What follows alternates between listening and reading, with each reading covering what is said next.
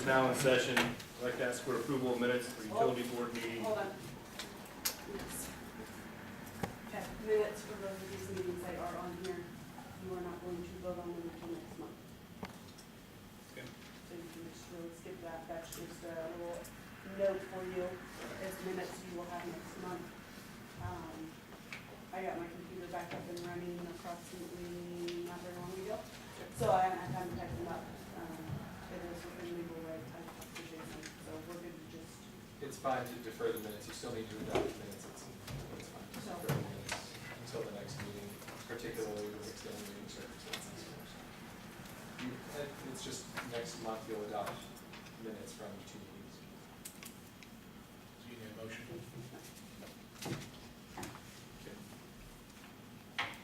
Presentation and approval of the claims docket for September 10th, 2018. Make a motion to the claims docket for regular meeting. Second. Been a motion made and properly seconded. All in favor, signify by saying aye. Aye. Opposed, same sign. Motion carries. Adjustment report, Alex. Well, not adjustment report. No, we're good now. We got it. Okay, so they're all transfers from Tenant Stone Reynolds. As you can see, they have the account numbers that you pull up. That's all those are.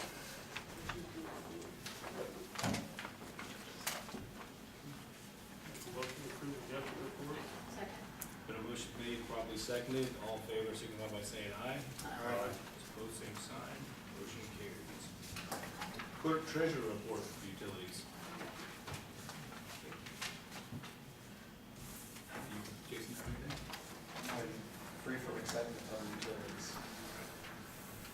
New and old business for utilities.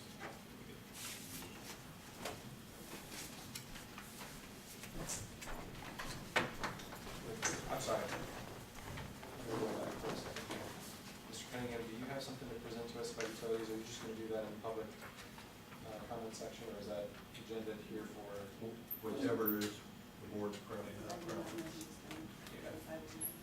We used to put in utilities, but he had something that he wanted to do up on utility.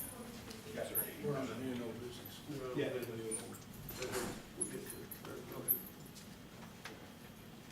All right, we'll bring you up later at the comments from residents section. Sorry. Can you come up then? Is it new or old business or just comments from residents? It's new business concerning utilities, because what I have is emails from the Indiana Department of Environmental Management, and it was originally sent to Mark, and since he's part of the utilities, I figured. Sure, I think that's probably more appropriate for the comments from residents section, so we'll have an opportunity for you on agenda item number 8 there. Thank you. So anybody with new and old business for utilities? Oh, you have a second. You really need to do it on your desk.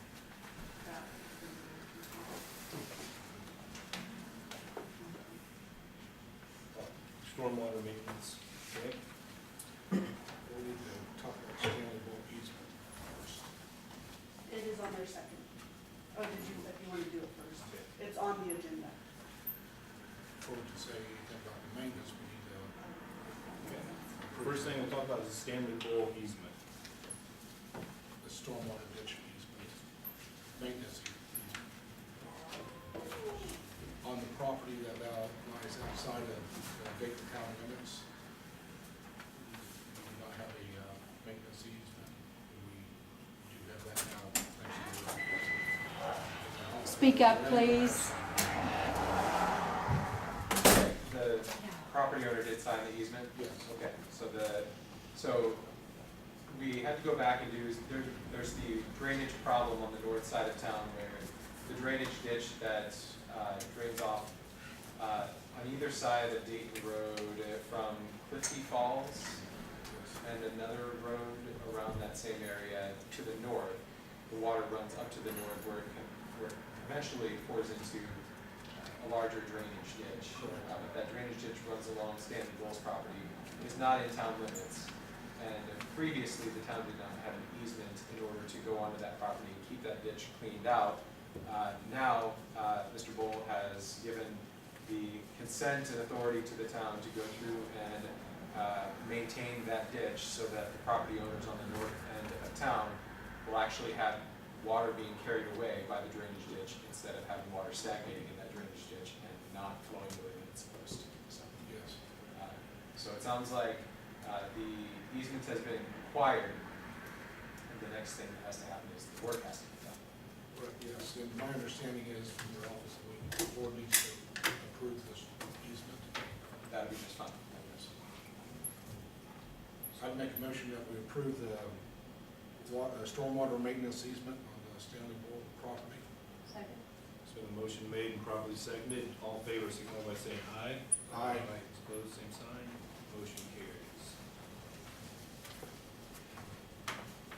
And the easement's for $1, doesn't cost you. Right. I didn't know we were even giving them dollars. You ordinarily recite that so that it's not a gift. Okay. You should probably actually give them $1. I'll More than probably. I'll You should make a give them $1. requisition for Alex for $1. Okay, so we need to do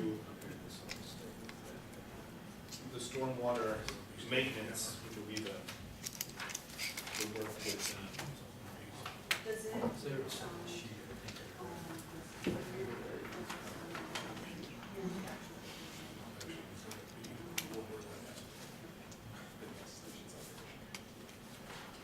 So back, in I believe January or February, the board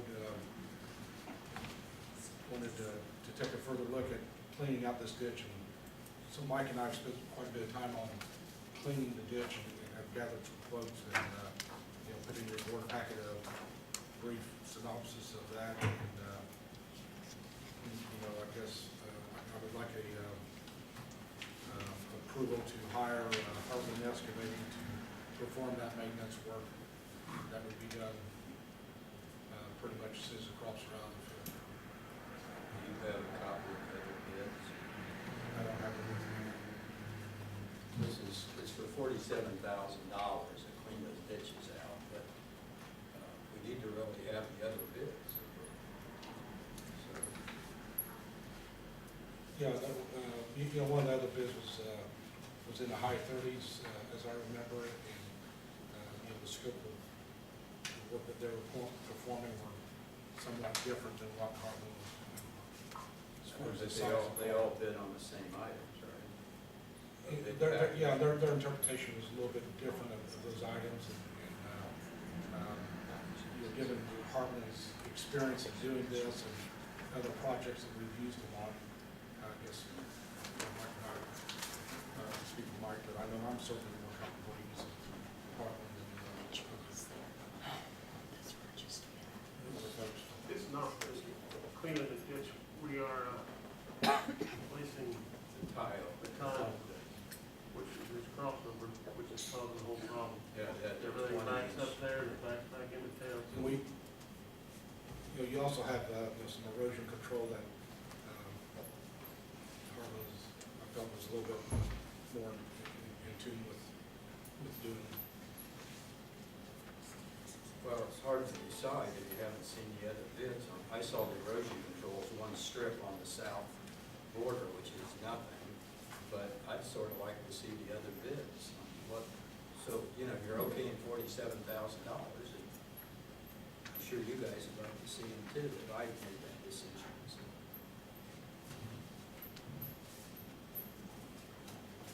So can I get a copy of them sometime? Sure.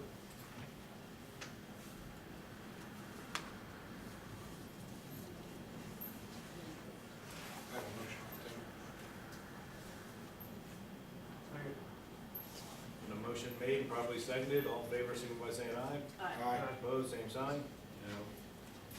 Motion carried.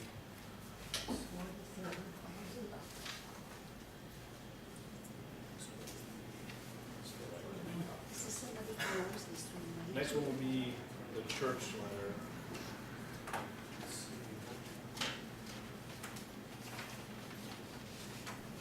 letter here stating that the town will not require the church for any utility costs for pipes ran in the new subdevelopment. The only charge the church may require would be if they do their own, if they build something new, they have to do a tap on fee, which every person has to pay. So we just need to get a motion to approve it and sign it. Just a couple of comments on that really quickly. The church is concerned that they're going to be asked to pay some part of the costs or expenses of extending the water line out there. The church has asked for, and there's been drafted this letter that assures the church that aside from the ordinary connection fee that you would expect from any new development at a property or cost recovery fees should they have property for which they have not previously paid the utility cost recovery fee. Aside from those things, which would be the ordinary expenses or ordinary costs that are common to everybody developing, building a new building, or incorporating the property onto the water line for the first time, they won't have any other costs other than those which are ordinary. Now, So if you, the church has not agreed to this yet, right? You're just proposing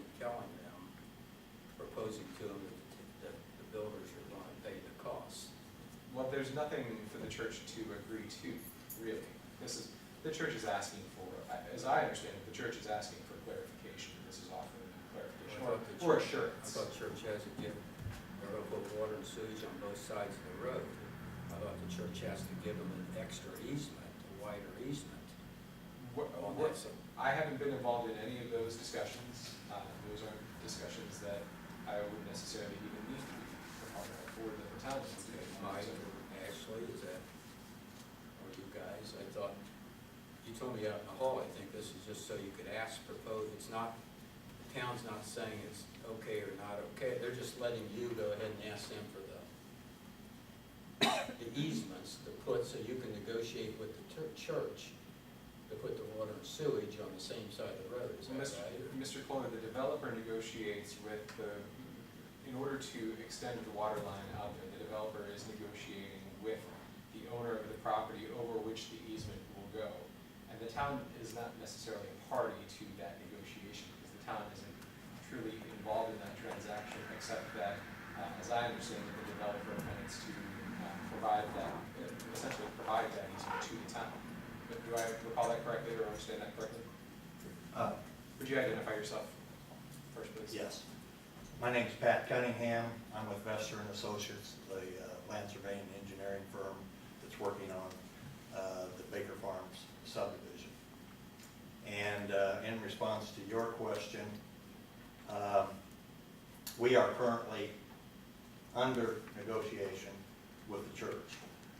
And we have been talking with the church. The developers have written a letter of intent in which then what happened was the church responded to that letter of intent and said that they wanted a clarification that they would not be paying for the easements and utilities, any extension or anything for the extensions that we're doing on this particular project.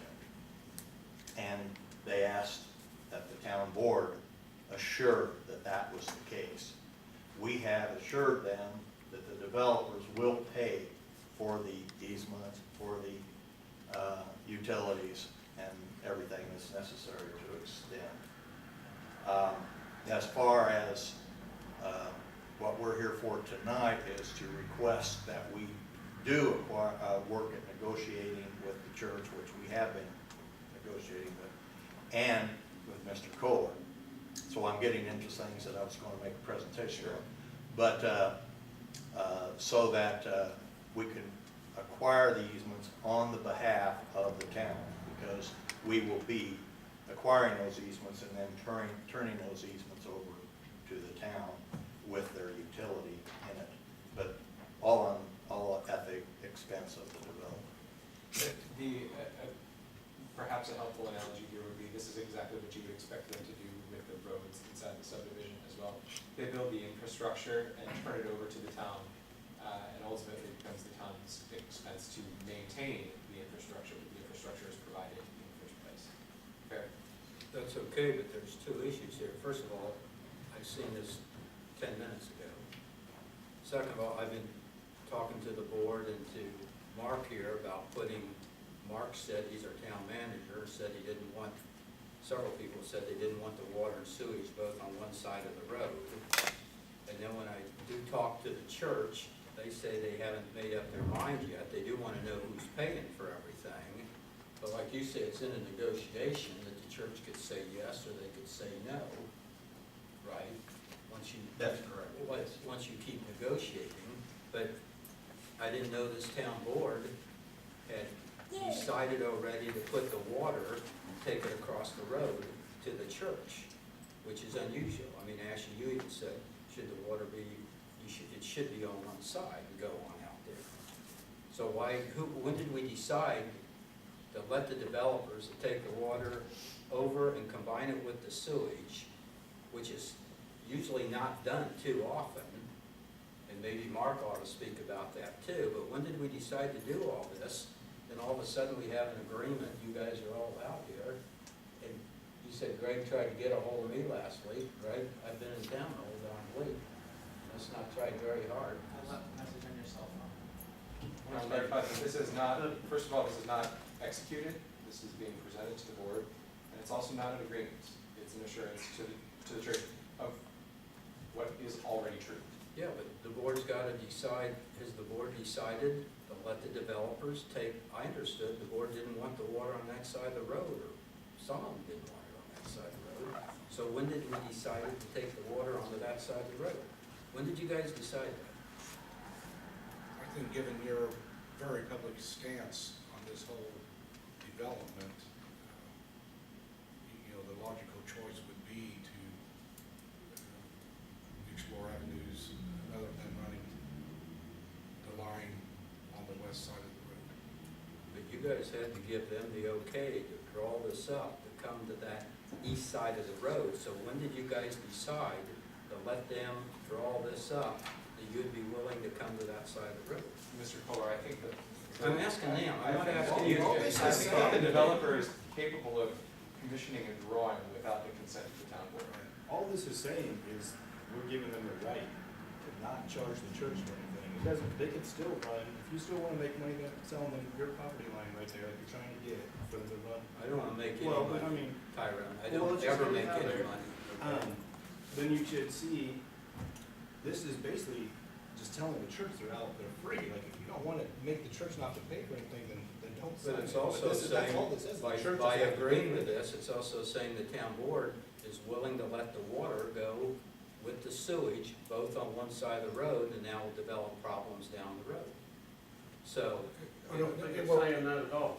All this is Bring the church from to the bill. church saying that they don't have to pay nothing. That's all this is about.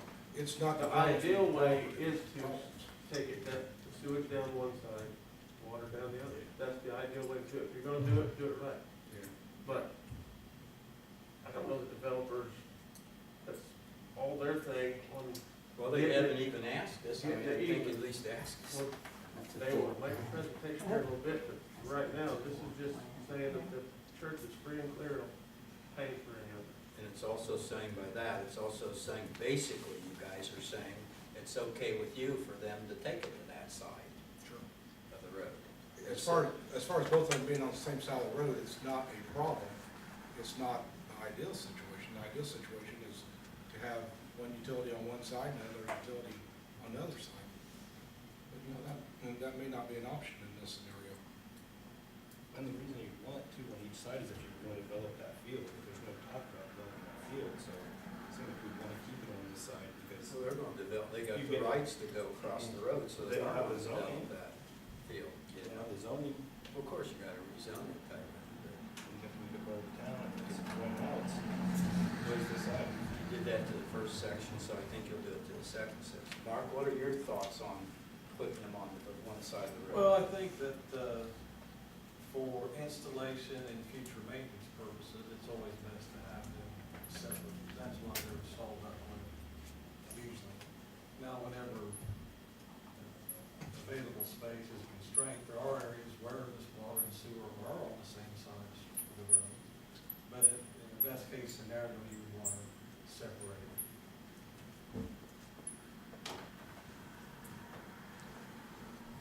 I just think this should have been worked out a year ago before we lighted our whole town on all this mess. I think the builders should have come and decided which side of the road they're putting it on and get those okays, and then we could fight out the subdivision. But it sounds like it's a done deal.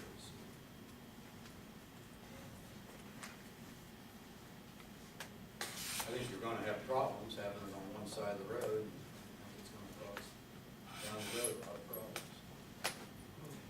The way I'll to be fix glad- that is you.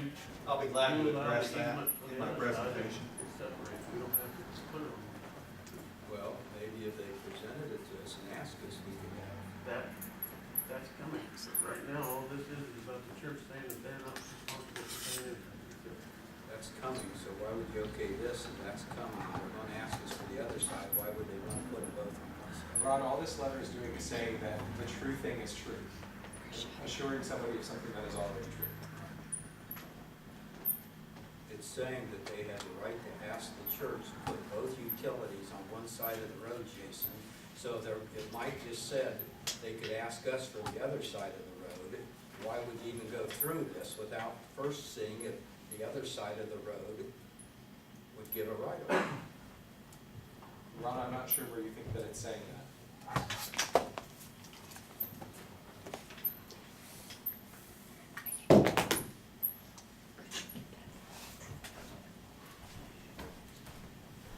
This is providing you exactly the type of assurance that you and your wife have filed a lawsuit over, which is the town's requirement is that NC development bear the entire cost of the Jason, county first of utility. all, I This is didn't an assurance that file you any assume. lawsuit, Jason, so don't say I filed it.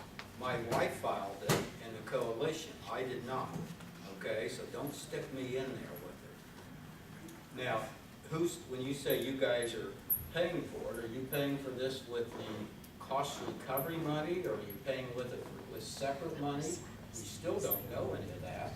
Are you gonna take that cost recovery money that the town of Dayton gets anyway to use for our old infrastructure, and are you gonna apply that to part of this cost of taking it out there so the town gets screwed out of all that cost recovery money?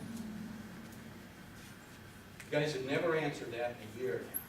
It's always we're in negotiation, we're in negotiation. So right now tonight, are you gonna tell everybody that you guys are gonna pay the cost recovery that goes to our infrastructure, and then you're gonna pay according to our development guide and our ordinance, and you have to pay in full, and our ordinance says you can't use the cost recovery money. You understand that, it says you can't use it. So are you gonna pay that separately, that all those costs, that's what you're telling the church, right?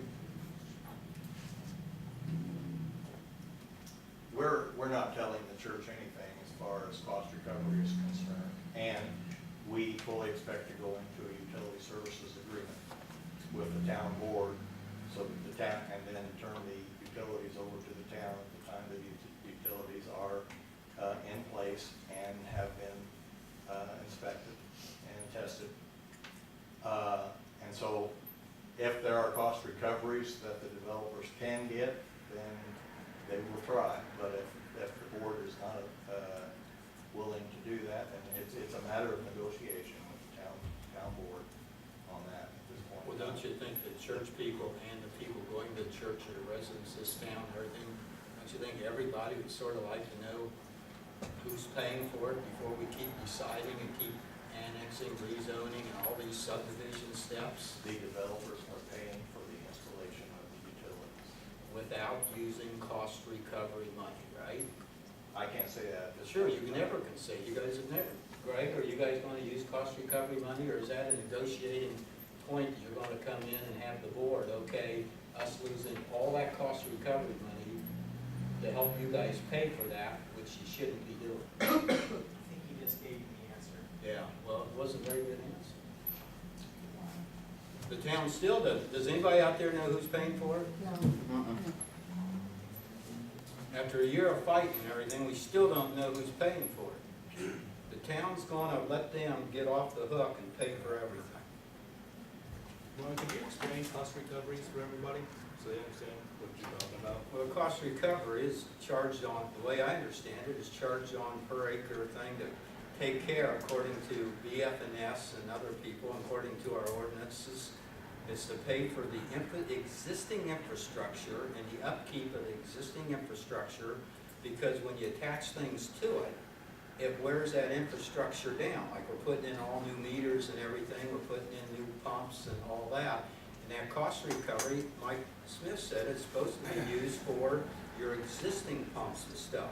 Then everything, and it's in our ordinance right there, I can read it to you, that you cannot use, it specifically says you cannot use the cost recovery money to extend those lines.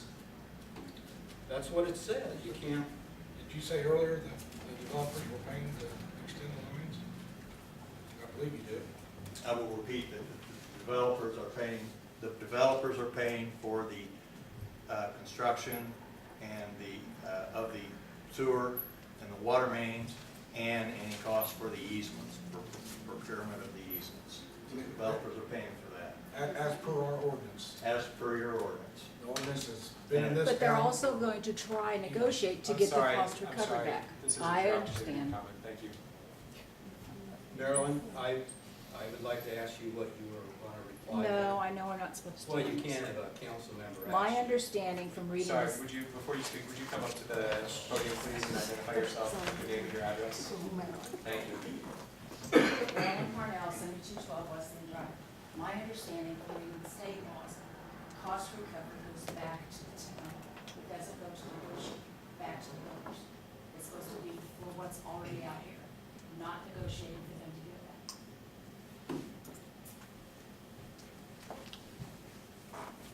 Where does the cost recovery come from? Like when we develop our land or anybody So, else. only new development, so there's no cost recovery without new development. Right, So, right.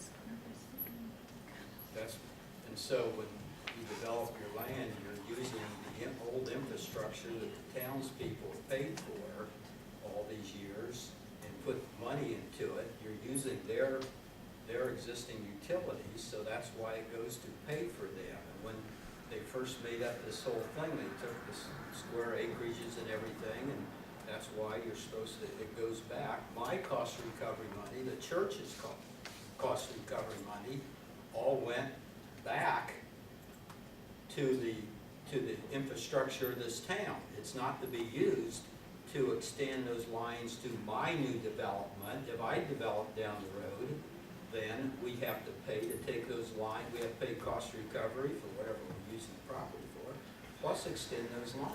It says right here in your ordinance, you can't use it, you can't use it, you know? So what are we You talking got a about? development guide, you got an Well, ordinance? what are we talking about? Well, because apparently nobody says, no, we're not gonna use the cost recovery. Are you guys gonna, okay, are we willing to say that they cannot use any of that cost recovery money toward extending those lines? yeah, it's in the ordinance, it's in the ordinance.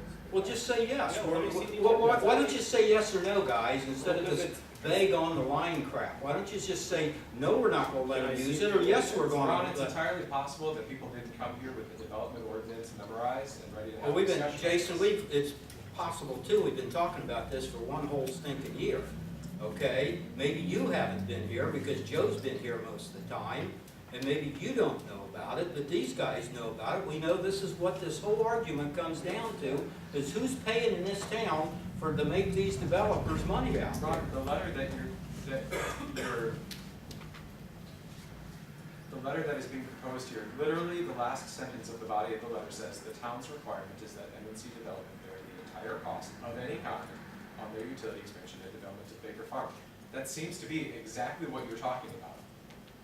And if next week, in the negotiations, why don't we do the negotiations before we do this, so that in the negotiations, they don't come up to the board and say, can we use that $135,000 cost recovery as part of the cost? That's what they're gonna do, Jason. Why are you putting the wagon before the horse, I guess, you know? It seems like you ought to decide who the heck's paying for this thing. I'm and then not putting go about anything it. anywhere. I'm just trying to bring clarity to a discussion that seems. Well, to be I am too. We should be deciding before any of this thing started. A year ago, we should have decided who's paying for the cost of all this. It's in our ordinance. Well, That's then why say there's a that- say- lawsuit. Yeah, then say they're It's in going our to, ordinance. well, actually, it's not in the state, in the fiscal report that they did for the state. That's why there's a lawsuit, because they didn't put it, they, even in that, didn't put it in there. You know? Ordinances can be changed Ms. So- Marsh, and you're out are of order. changed. Do we need a motion for this letter? Have we not done one? No, we have not. Yeah. I make a motion that we send this letter to Dayton Methodist Church. Been a motion made, probably seconded, all in favor, signify by saying aye. Aye. Opposed, same sign. No. Carries.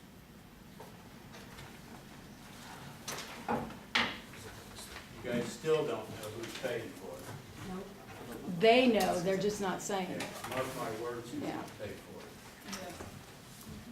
for it. Yes, engineering.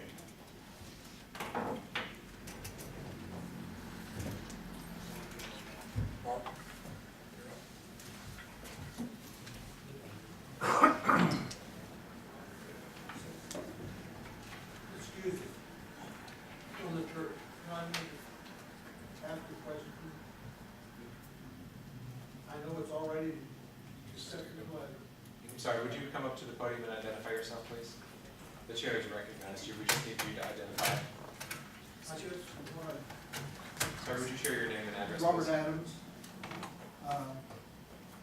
5658 Roseberry Lane, Lafayette, Indiana. Thank you. In behalf of the church, that letter states what the developer says. We've already talked to the developer and agreed with that. We still don't have a response from the town of Dayton saying that we are not going to pay anything either. It is only for the developer. That's what this letter is. This letter's from the town of Dayton saying that you don't have to pay anything. Yeah, I'm sorry, so the last line here says, the town's requirement is that MNC Development bear the entire cost of any kind of their utility expansion and development to bigger farms. And so that letter is going to be passed on with the town's name saying they agreed to that. It's That on, was the vote, all but Mr. Kohler voted in favor of signing the letter. Yeah, it is on the town of Dayton letterhead signed by the board. Okay, that's all, that was my question. Then you get, thank you.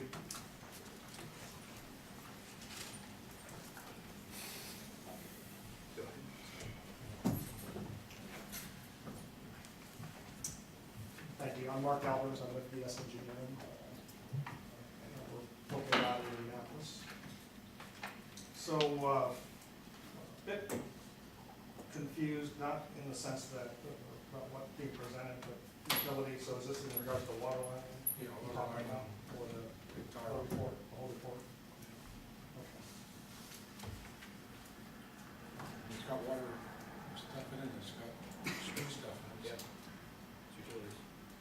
Okay, fair enough. So we were retained by the town board to prepare preliminary engineering reports. The first one dealing with Shady Lane, and Shady Lane involved two parts of the Shady Lane subdivision, actually. The first part dealing with the entry road into Shady Lane subdivision, from the entrance through the two 90-degree bends, and that entrance in regards to the roadway infrastructure and whether or not it meets design criteria, current design criteria for this type of road that's serving a local subdivision. And as well as if it didn't meet certain criteria, what was the criteria that it did not meet? And also looking at alternatives to correct the geometrics of the corridor so it does meet current standards. The back part of the subdivision dealt with the dead end of Shady Lane as it turns to the south, and the dead ends right there within the subdivision without additional access to go on through or to turn around. There is a cul-de-sac, or a pseudo cul-de-sac I call it, that is small in size, so it doesn't provide the geometrics needed for proper turnaround, as well as it's also off the right-of-way of the Shady Lane subdivision. So where that turnaround is today isn't within public right-of-way. the second part, okay, so in terms of the back part of Shady Lane, we were looking at an alternative, in terms of the roadway network, we're looking at two alternatives there. One is to provide a adequate cul-de-sac at the end of Shady Lane, at the south end, as well as a cul-de-sac properly sized for the end of Wesleyan Drive. We also looked at an alternative there that included a street connection between the two roadways. And then as part of that evaluation, we were looking at the connection of the water main. Right now, there's an existing water main that dead ends at the end of Wesleyan Drive, and another one that dead ends at the end of Shady Lane. And so we were looking at the feasibility of making a connection and making that loop a complete loop instead of these dead end runs. So the report that we prepared addressed these items. So for Shady Lane, again, there's the two parts, the front end of the subdivision and the back end of the subdivision. I guess what I can talk about a little bit would be the first start with the front end of the subdivision and the findings there. So in regards to the geometrics, existing geometrics, there's several that do not meet current standards. The turning radius is only 40 feet. The minimum radius for this type of roadway, local subdivision, is 100 foot. So we're way short on the minimum radius. The separation between the two reverse curves, we've got two curves. Separation, you have a tangent requirement between the two reverse curves. What's out there today is 130 foot. The minimum is 100 foot, so that one does meet it.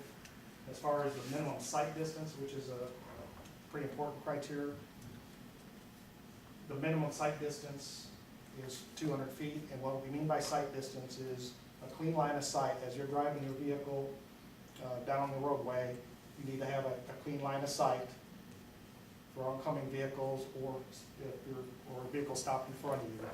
Clean line of sight for a minimum of 200 feet. And what is existing out there with all the growth, the trees, the shrubs, and the growth out there, the existing site distance is less than 50 feet. So that in itself does not meet the current standards.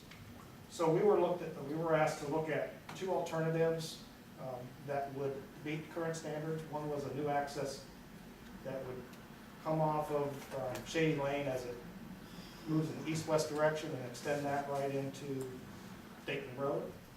And then another alternative looked at widening the existing corridor so it does meet current standards. And in that alternative, we came off of, I guess I call it the northern curve in a tangent section, and tying it back into existing Shady Lane as it comes off of Dayton Road with another curve, both of them meeting the minimum curve length criteria.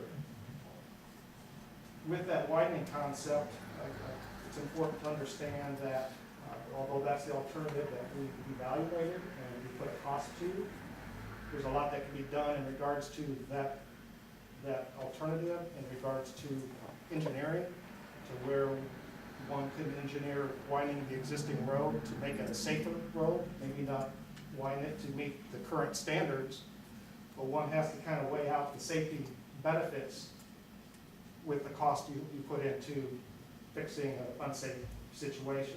So from an engineering viewpoint, as long as your improvements create a safer environment, a safer condition, from a liability standpoint, we're protected in regards to that. So from an engineering viewpoint, the feeling is that we can really improve that existing corridor without the dramatic changes to the corridor.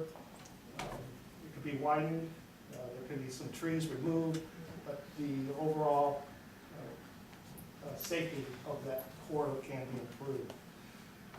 One of the other important criteria that we looked at and we recommend is the ability to navigate two vehicles opposing each other around the curve, so it's uninterrupted movement of traffic, if you will. So right now, with the narrow roadway, narrow curves, you can't do that. So a new design would allow for widened curves. They wouldn't be as sharp because they could be narrowed up or extended a little bit in terms of the radius. You wouldn't be able to get to the 100 feet, but making that 100-foot minimum is a greater impact. So to minimize those impacts, that can be reduced. It can be designed so those vehicles, your typical vehicles, can't cross each other. You get your larger vehicles, your recreational road vans and those kind of things, they require a larger radius, so there would have to be an opportunity to take turns in that situation should it ever come up. But normally, the normal traffic would be able to pass each other with such an improvement. As far as the costs between those two alternatives, I'm referring to the front part of Shady Lane. So, to widen the existing, and this is costing it out based on a significant realignment of the existing, comes in at $70,000.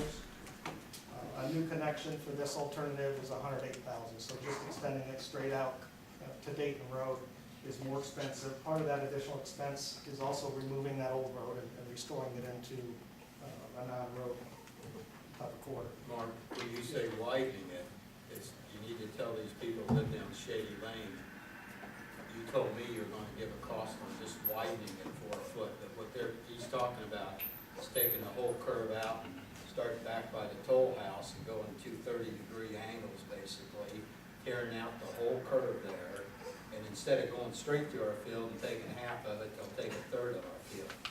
And as my understanding, you guys are gonna come up with options on widening the existing road to the 21 foot. That's what Mike and Ashley agreed to when we met down there. That's what we talked about. You guys, and then all of a sudden, you guys came up and you told me out in the field you're going to give that option, and then you don't even have that option in all this. Well, our scope of work included only one option to widen. And so we opted, in talking to Ashley as well, we opted for the worst case scenario for widening, to give the town. Well, that's not widening, that's putting in a whole new road. From an engineering viewpoint, in regards to a preliminary engineering report, that is considered a widening When you project. rip out an existing road and put it through a new field, it's not just widening it, it's putting in a new road. Respectfully, this isn't up for debate. From the engineering standpoint, that's what it is, it's considered widening. Well, you're fooling all the people out No, it's just, it is what it is. Now, what I also have said all along is if the town board were to choose widening as the option, engineering can come back and fine tune that to where we're only essentially focusing on widening the existing roadway.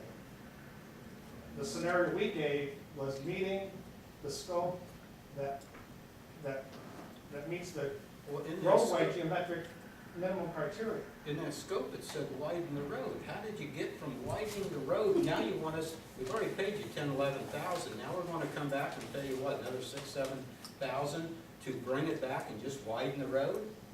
Why won't you talk to these people in the beginning? Why aren't we talking to all the residents and seeing what the heck they wanna do, and then give you 3 options, or 2 options, or 1 option? It's all backwards. You're gonna redo that whole thing again. No, it doesn't work that way in regards to the engineering part of what would evolve from this with the decision of the board would be an alternative then that gets further, I don't necessarily want to use the word evaluated, but through the course of its design, looks for options that presents a solution that meets the purpose and need, which is what is presented in this report, but also look for ways to reducing the cost of the project over time. Why didn't we do that in the first place? Do the option that you guys told me a month before that was gonna happen, that I thought we said at the meeting and said, give an option on putting the road through there or widening it, and now, Ron, you hire engineers to do something that meets the standards for the work that you're doing. And then when you go to lesser comments from the Standards. gallery or out of order. Thank you. Well, why didn't we go to, what I'm Compromise, saying, why didn't we that's go to what the you get. lesser standards to begin with? Now we can apparently engineer it to just widening it. Okay. I mean, that's great if we could do that. Yeah, because there's so much more, and if you. Tell give the opportunity cheaper to option continue, first. when it comes to these options, if, as an engineer, we gave you something that was shortchanged, that also shortchanges your options in terms of available funding that might be out there. There's federal funds that possibly could be used, and if you're gonna go after that type of funding, you need to follow the course that I'm laying out here. Or state funds would be another example. If you're using your local monies, you have a lot more options available to you using local monies. But I think it'd be disservice to the community, if we presented a project that didn't consider the funding options as well. Yeah, that's okay. But one option, you're talking about 6, 7, 8,000. The next options are 70 to 140,000. And I think this community, if at first we just said, let's do the first option widening a little bit for $6,000, $7,000, I think that we could have saved ourselves a bunch of grief, money, and everything. You know, and I don't think all these taxpayers out here particularly just want to go for state taxes. We all pay state taxes, we all pay federal taxes. It's all our tax dollar, you know? Keep in mind that $6,000 or $7,000 is basically to repave what's already there. It doesn't do anything as far as, you know, your line of sight, widening the road. Well, I told you I would take out the trees, and I would actually put in widen the road for you, if you ask. Well, Geez, you're talking about a few $1,000 versus hundreds of thousands. It's only the two spots, the two curves are the only things that don't fit the 21-foot requirement, right? They're just 17 foot, the two turns, that would make a problem. So you have a narrow road width is one of the criteria that's not met. The other is the minimum curb radius. So on that curve radius, I think what Ron's talking about, so, you know, the 290s, if you expanded right here, so you did a 12-foot section, it came out 4 foot on each side, would that break the 90-degree curve enough to be, to kind of fit in a requirement where you actually have a wider road right there, not taking out so much area? The best way for me to answer that is if the goal is to achieve the ability for vehicles to pass each other on a curve, we would use that as our design criteria. And then And look at those turning paths, and we bump out and widen those curves to accommodate that turning. And then that spot right there, between the two curves, since it's so shaded, that part of the road gets more damaged than the rest because of the snow and runoff, right? Correct. So that part needs to be more maintained than the rest of the sunny area. Right, and that's, I think those that live along there see this on a regular basis as far as the road condition and how that stretch, that north-south stretch there deteriorates much quicker than the other parts of the roadway. Tyrone, because you asked the question, widening the road at 16.5 foot versus 20.5 foot, so you need 4 foot. Mike and I, Ashley and I, we met a couple times, you can widen that road, take out trees, we can take it to town, can take it whatever. I even suggested on the inside of both curves, adding 3, 4, 5 foot of asphalt, that would give you a radius on that curve of a good 30, 31 foot or so. Okay, but it's our land and our curve and how it's all these people that live there that bought a house because of that curve and how it looks back there. And I think they're worried about is if we okay these things pretty soon, it's like with this building down here, it's too late. You can't stop something. So I'm glad that we're open to maybe another suggestion, but I think before we do, I think we better let all these people talk at some time and see what they'd like to do. Well, that's not on me. Well, it's on you and the board here. So, I'd like to propose that we come up and have public meetings and decide what to do, and then let Mark and his firm take it. Once we decide an option, let them take it and expand it from there. I And agree. pay them to do it. I agree 100%, Ron. And this is the first step in doing that. And by the way, Shady Lane is not a $10,000 engineering bill. For all these projects, it's more along those lines. Yeah, it's all 3 projects, but, Just to be clear on this. but Mark, before you go into all the details, explain to them why you're here tonight. It's so that we get the okay that these first options that you gave really aren't gonna be the options that we want down the road. You want the okay to sign off on that so you can make them public, right? So therefore, is that right? So therefore, they're gonna, we can, or why are you here? I'm here because I was asked to be here to present a final report. Then why are you it's not a final report, you just said there's other options. How can it be a final? The preliminary engineering report is a final report, but you need to understand is each alternative within the report, you can come up with multiple alternatives for an alternative, all right? We just presented an alternative that was a new alignment, an alternative that was a widening, and essentially a do nothing, which was maintaining the existing, okay? Of those three alternatives, if you want to, or if you think it's important enough of a problem out there that needs to be fixed, then I would look at an outcome that would take a look at each of those three alternatives and pick one.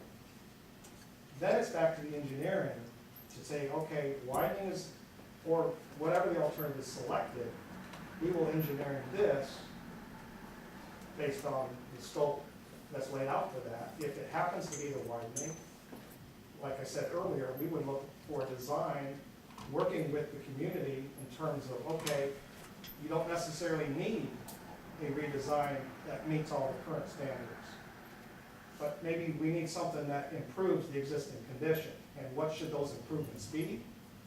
We get consensus on what that is, and then we put the engineering plans together so that can be constructed, is how that would normally work.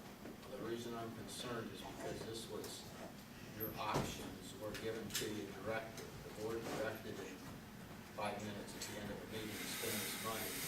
Ashley was your contact person, which you won't, I had to get a lawyer just so he could release the information to all the board instead of just Ashley.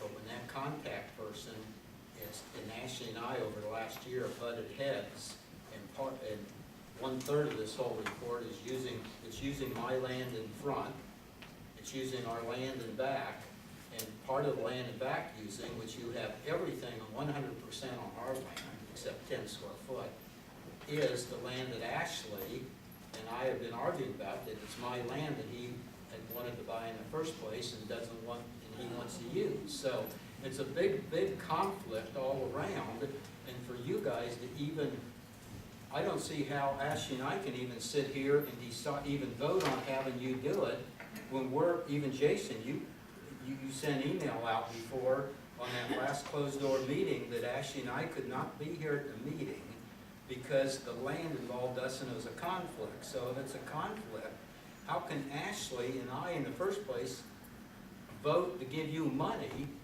to spend on taking our land, and then the contact person is Ashley, who is fighting for part of our land? Isn't that a conflict? It's all a conflict. It seems like you're directing one of many questions. One It of all them has to directed do at with me. the same subject. Sure, okay. I'm not sure which one you want me to answer first, but I'm Well, I going to think answer it's this all one a first. conflict. Why don't you let me start answering your questions, and then we'll You asked me which one first, so I was trying to. I didn't. I said I wasn't sure, but in any event, it is up to you to exercise your discretion to recuse yourself or not recuse yourself. If you have a direct economic interest in this, I think that certainly ethics require that you recuse yourself from the decision. In the case of being excused from a closed-door session, that closed-door session was to address bargaining and strategy. And in the context of addressing bargaining and strategy, state law explicitly forbids. No, it wasn't. It was not for that purpose. We didn't talk 1 minute on it. It was explained, Mark came out, the 100% of the meeting was explain all the options. You guys didn't even know that day what exactly the meeting was about. And then you changed your mind 2 times in the last hour. I mean, You have an interesting recollection of. it was, Jason, you weren't here. Your person was out here. We talked 100% about the different options. We never talked once about procuring, buying, swapping, or trading land or anything. It was about marks of options. That's why we. You asked me a question, I answered it. I'm not going to argue with you. It's pointless. And so Are there any other questions that you would like me to answer for you, Ron? Well, I think it's all a big conflict of interest, that the whole thing started with that. I don't know what to do now, I guess we're open. As long as these people out here and us, that are on Shady Lane and the taxpayers of this town, have a right to change everything in that report, that's okay. You say we can, this board and you say we can change that and come up with, and ask for different options or different scenarios. Well, Ron, his report is his report. It's not a report of law. It's just a report. It's a recommendation. Well, it sounds like it's a report of law, Jason, and if they stand here and okay the thing, we get tricked into all this stuff about annexation, everything else coming down the Ron, line. he's- Once you he's guys delivering write it a up, report. it's set in stone. Okay. He's Give delivering me that, He's Jason. delivering a report. You asked him for information. Well, then maybe we He's ought to delivering change the information. report before we okay that report. I don't think he's even asked you to okay the report. You're just receiving He's information. gonna ask to okay it, that's what it's here in front of us, to okay the report. That's what it's here for. All right. Is there other avenues, you looked at in the report, other, Well, projects? so for Shady Lane, we wanted to also provide the water line connection and some information with that. And so, given the length of need to connect the water line, and easement that would be required to put that in, this is a separate cost. If this were, or let me put it this way, this cost is if this were a standalone project, only putting in the water line. If this goes in conjunction with one of these other alternatives, there would be a reduction in the cost, because we'd be out there doing the work. Anyway. So $48,000 is the construction estimate for the water line. And along with that, we'll be about $8,000 in engineering, $4,000 for water line. A total of $60,000 to make that water line connection. While we're on the water line, it's probably a good idea to do it. But in your report, there was no report on any expert advice on why we actually needed it. I have never seen a report yet on why we need to hook these two together, from the town, from the state, from you guys, anybody. Maybe we do need to hook it together. But I think it'd be nice to have a report saying why we do and how much pressure will increase, what it'll do and everything. Who's got that report? I don't think we've ever had that report done. Doesn't it seem like a good idea to have a report like that, knowing why we need to do it, before we spend $60,000? I think, I believe he kept, every time he came up here, he kept talking about how bad our residuals were in the water system. And that was from not having it looped, but it constantly runs, it dead ends in a spot, and the water sets that.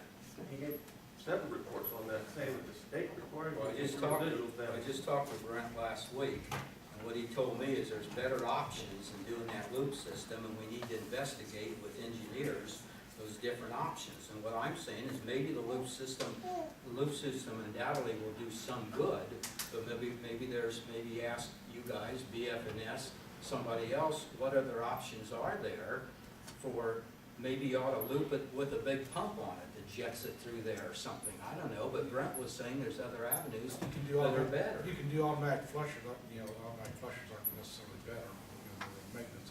The booster system is what Brent was talking about, which, to have the engineering report on that, it'll end up being more by the time you get that and put it in, where they have to find a spot in the town where they can boost chlorine, I think it's basically chlorine, right, to get it to come through the town. They have to figure out, they have to remap all of our, test all the water everywhere, see where the residuals drop, where it flows. It's a big engineering system. I'm just saying, do we have even one page saying that we should loop it?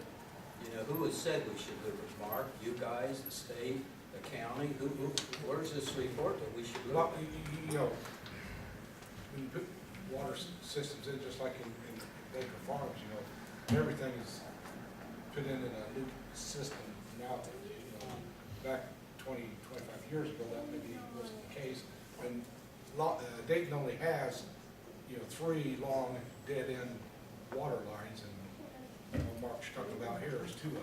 The other dead ends we have is Delaware and South Street. As I say, it's probably better to move it, but I also talked to Mark of BF&S, Mike Smith, and he told me that as engineer, he engineered it, that you didn't need the loop system, but yeah, you want to spend the money, it'll help it a little bit, but he said it wasn't really needed, so all I'm saying is maybe we ought to have to invite Mike out here, you guys, and give an opinion, somebody give a professional opinion. IDM standards are different. My understanding is they're different today than what they were back 20, 25 years ago. Somebody's got to tell us that we need to do that, I guess. I mean, Well, IDM has told us that we need to get our residuals.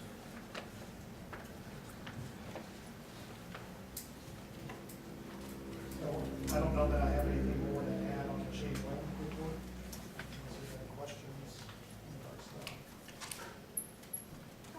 So the other report we were asked to evaluate is an extension of South Street, further to the east.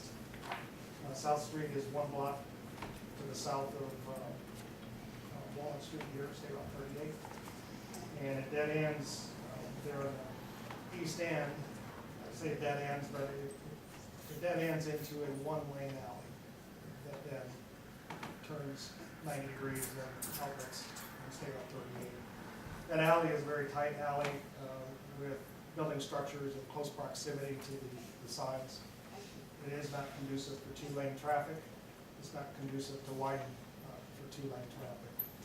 And so that still then leaves the end of the East-South Street as a dead-end road. So we were looking at a couple options in regards to what to do with that. The town is interested in promoting opportunities to develop the vacant properties there on the east end. It's been vacant for many, many years as far as I know. And looking to kind of spawn development. And so they're asking us to look at options in regards to a road extension. We looked at 2 options there. One was a cul-de-sac off of the existing end.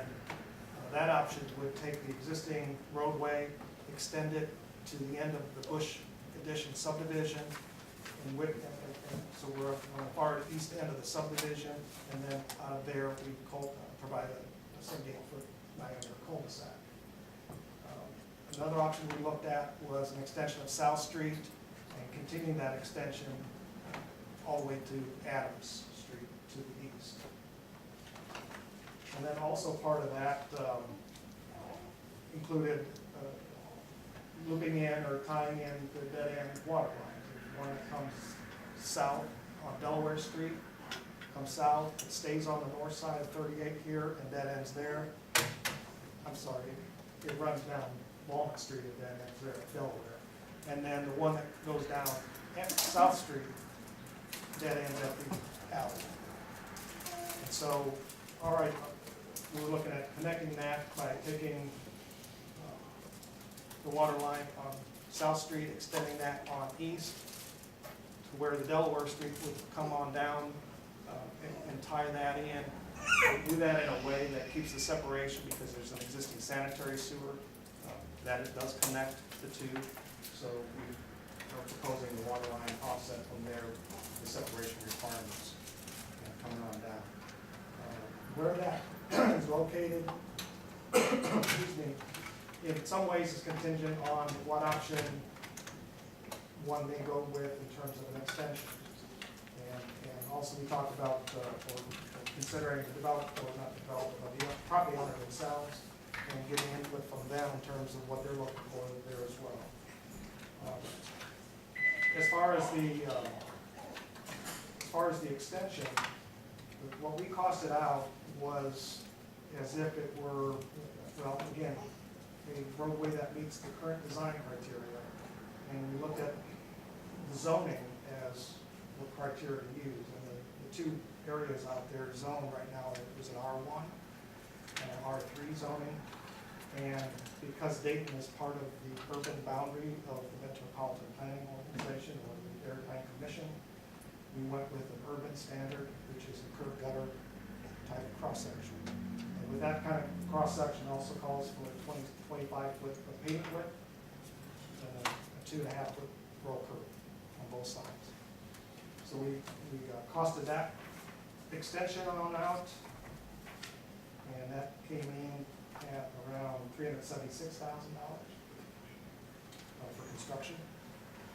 And then the cul-de-sac concept, which was an extension of South Street up to the end of Bush, as I said, and then putting the cul-de-sac there, that comes in at around $125,000. That cul-de-sac is also one that's a paved cul-de-sac as far as what we costed out. One of the alternatives, or one of the considerations or recommendations that we would put out there in regards to that option would be maybe not pave it with asphalt pavement. Look at it more as maybe a temporary cul-de-sac. So you build it maybe with aggregate, so you have the turnaround capabilities and all that you need there. But it also doesn't cost near as much on something that a developer or future development there may not fully utilize. But it keeps their options open as well. As far as the water line connection between the two, it's a lot longer water line connection compared to the Shady Lane. This is about a 520 foot connection that's needed. And as such, the cost increases to $89,000 for that connection. What was the cost of the cul-de-sac? I didn't hear you say. Oh, I'm sorry. So the cul-de-sac was $125,000. That's a paved, And that's paved cul-de-sac. Now, understand that cost includes a couple 100-foot extension of South Street to the end of Bush subdivision. But the cul-de-sac is on private property, right? Correct.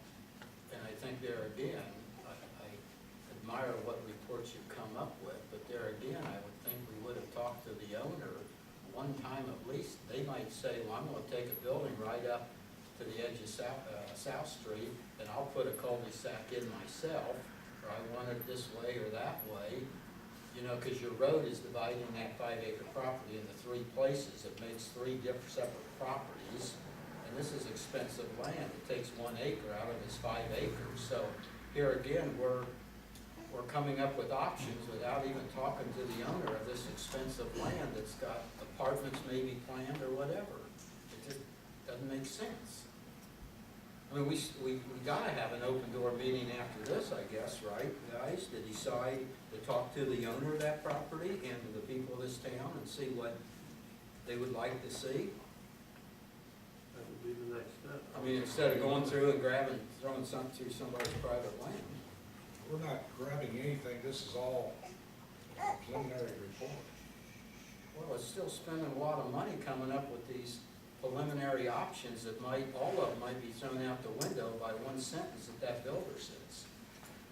You know, that builder might say, go to hell, I'll sue you for the rest of your life or something. I don't know, or he might say, just move it this way or move it that way. We're Or I'll not pay doing for it. anything, we're just exploring opportunities.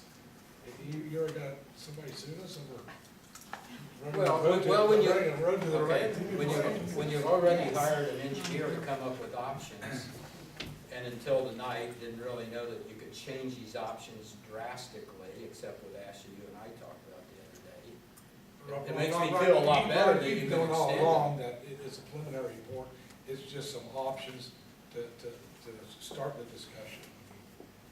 You know, you're a smart guy, you've known. Well, this no, all. I don't quite know that, Ashley, because a lot of things have been told to me that I don't know how set in stone this is until each day goes on and I talk to you more, talk to the next person.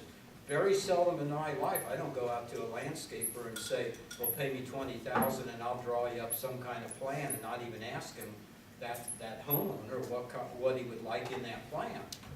You know, it seems like, I think what you're doing is a step of the situation, but we should have talked to the homeowners and the residents around there first, and then come up with our options, and then say, here, Mark, go ahead and do this, and spend that money. Now we're gonna, when we come up with 1, 2, or 3 options, then it's gonna cost us more engineering another 7, 8, 9,000 on each phase of this. It's gonna cost a lot of money here for Shady Lane, I guess, all of that. Oh, I don't know about that, but Well, it looked like there were some $7,000 ones and some 6,000, and thought I saw 11,000. let's not confuse a study with design services. Design services gets into the detail of an option. And Ron, something else to get, to have a lot of this, you know, when you're asking for money from federal or state folks, you have to have an engineer. They're just not gonna give you a check and say, yeah, give this to the local guy that has a backhoe. I want an You know that. Yeah, I know, actually, I want it engineered after the townspeople decide and the board decides what we want to have engineered. That's right, so this is a. So we haven't decided that yet. So a couple,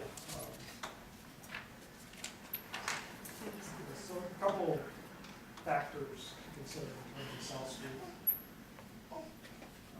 that I put in this report that I think are important for consideration.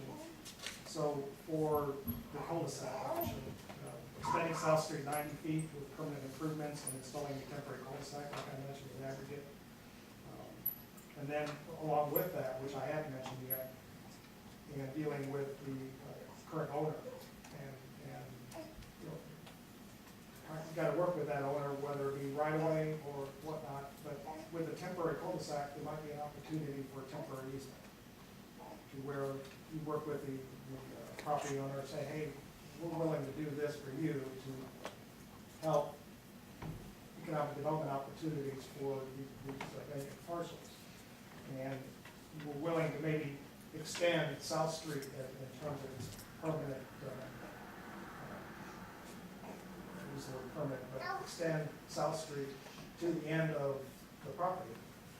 So where he can connect right to it in his property and not have to deal with costs that shouldn't be his to bear in his perspective, I gotta think. So it does provide for that option. Whether you don't do anything, maybe at least consider that extension.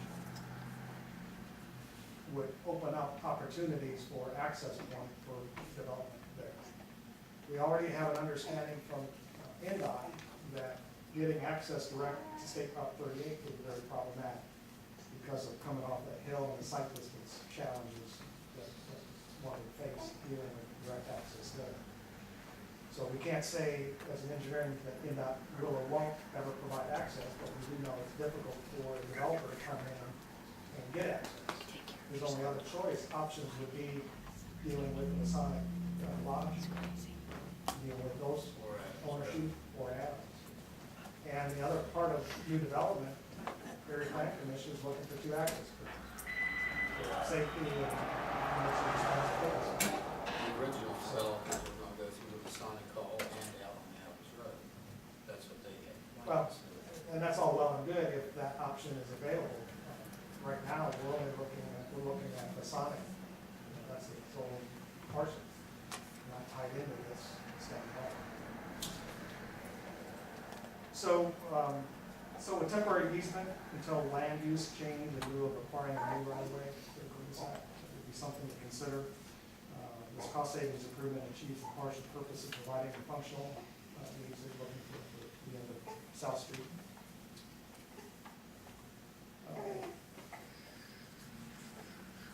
I guess it is important to note, having a public alley available for access, emergency responders still have multiple access points to South Street, just to make the point. So in regards to emergency response, it's not necessarily a reason to extend South Street.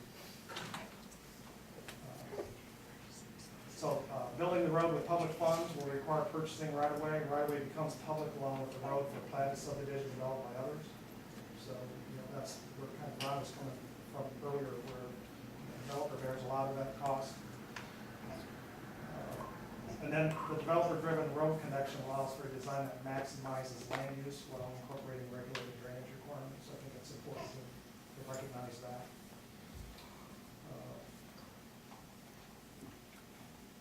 And then developers bear the cost of new roads within public development across, along with access improvements that are designed and built to required standards before it can be accepted as a public road. So that's important.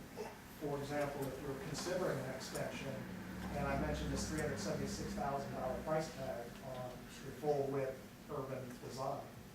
Well, as a community, if you're looking at only spending your dollars, you could shrink that up quite a bit and put in just a two-lane rural type of roadway to provide access with the expectation that as it develops, that corridor gets improved. And my last comment here is local government decides what typical road section, and this gets into what I just said. Local government decides what typical road section standards to follow when financing a new public road. And so for that extension, the option to only construct a real estate local subdivision street could save up to 40% of $376,000. It's also important to note that you have some physical barriers that really limits what one can do through this property in terms of putting a road and even developing it. You have this railroad track to the south, and you have Walnut Street or straight off 38 to the north. So there's not a whole lot of room in between the two. The one concern I have is by extending this road on through that south side between the new road and the railroad tracks doesn't leave a whole lot of terrain for the developer to work with. Hills, you got two hills. And then you have the First terrain. and the second hill. Then you have the terrain to deal with, but I'm an engineer, that can be engineered. So, as far as where to go from this point on, from the BS viewpoint, we've completed our work for the town in terms of these reports. How the town wants to proceed would be your internal conversations and your public input in terms of how you want to proceed, if at all. We're here and available to help with that next step should it ever come about.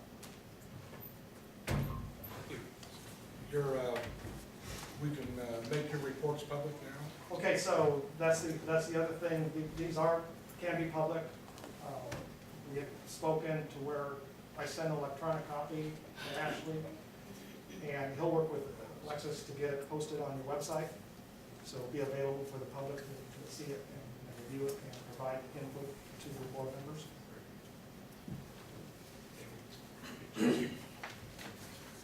Utility report, Mark.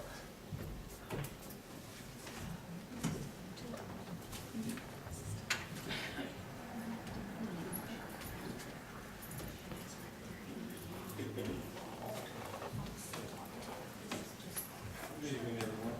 Just a few items. And I may be repeating myself on this first one, I don't know. We did get all the lead and copper test results back, and they came back well below the standard. That's always a good thing. Second item that was discussed at the last meeting was the water meter out at Circle K that keeps getting damaged. We talked about who's going to incur the cost and what is the correct response to that. I was able to set up a meeting with the regional supervisor, and that repair is now underway, and Circle K is going to incur all the costs for that. So I don't know if you've been out there, but what they ended up doing was putting in concrete posts to separate the pavement from where the meter's at in the lawn area, keep the semis from making a lot of turn there and damage that again. So the posts are in place. There has to be some work done on the meter base itself, but it should be done hopefully this week. That'll be behind us now. I know it's happened 2 or 3 times previously, so. I did receive the hydrant report. We had all the hydrants inspected, flushed, maintenance done on them. I received that from Amy Simpson. Things worth noting, they might have noted that maybe one needed painted or something, but those were minor. things we're concerned about is the flow of the hydrants, the operating properly. And another item, which you don't always think of unless you work around them, is that those hydrants are designed and installed so that they drain once they're shut off, so that that barrel, that part that you see, isn't holding water, especially in the wintertime, because they will burst. Although the hydrant would be shut off at that time, if it's holding water, next time you went to use it, if the fire department needed it, there would be a problem there. So we have 4 hydrants that are out of 71 that are not back draining properly. I'm going to look into seeing if there's a reasonable remedy to that other than digging those up. We might be able to use simple water pressure to flush those weak holes out that are at the bottom of those hydrants. So I want to speak to the Kennedy hydrant representative here and see if he's got some ideas before we incur any cost on doing anything else on that. The only other item worth noting was this hydrant right over here at Harrison and Walnut. Someone had backed into it and bent one of the nozzles. We can purchase that nozzle and we can install it in-house. So hopefully anything that's needed we can do ourselves. I've got some research to do along those 4 items that are draining properly after the shut off. Next item is the new water meter installation. So they're over halfway done. So we probably got 250 meters in the ground. The gentleman who got the contract, he's gonna possibly get them installed this week. So that will be good. And then he'll be training myself and possibly Andrew on the new system, and of course working with Alex on how that software all works. And, I'm anticipating that what it'll bring, which is, like I mentioned last time, it not only helps the town, but it helps the residents. One, where we're not estimating anymore, and also by reading it twice a month, because it takes less time, we'll be able to notify residents if there's a water leak occurring on their property, and that way you won't get a big surprise in 30 days and give them all their notice. Under wastewater, just one item. The College Street lift station, was getting calls from it on August 18th and 19th of the pump overheating. That's one thing about this new system. It'll not only tells you if the pump's not working or if there's no power there, but it'll call you and tell you if the pump's running hot.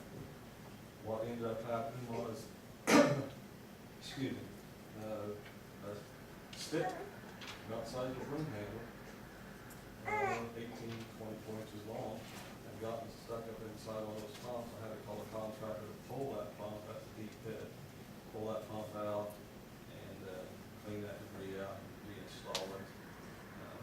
Although we'll incur costs for that, it's better to burn the pump up. So it does pay for itself in that sense. Under streets, I mentioned to you that I'd contacted NDOT about the school crossing down here. They got back to me and said that they were looking into it this time, so at least it's on their radar now. Also, State Road 38 NDOT contract from Pennsylvania Street out to County Road 900. That contract was awarded to Reith Riley, and they're going to start on that the week of the 22nd of October. But it is only a patching contract. Unlike this first section that was done, prior to me getting here, where you had new concrete road and curb drains and all of this. This contract here specifically is just for patching. Hopefully in the future, that is just preliminary work, preparing them to repair the road like they have in this section, but time will tell.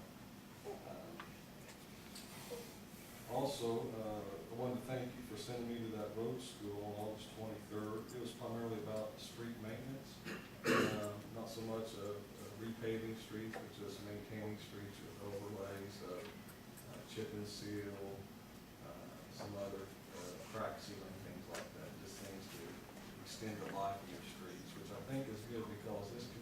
cost for the program won't last forever.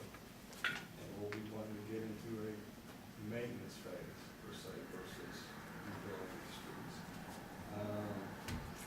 Last two items, the tree trimming was completed for the Dayton Road Clifty Falls intersection, so we have a lot better line of sight there coming, both north and southbound at that intersection.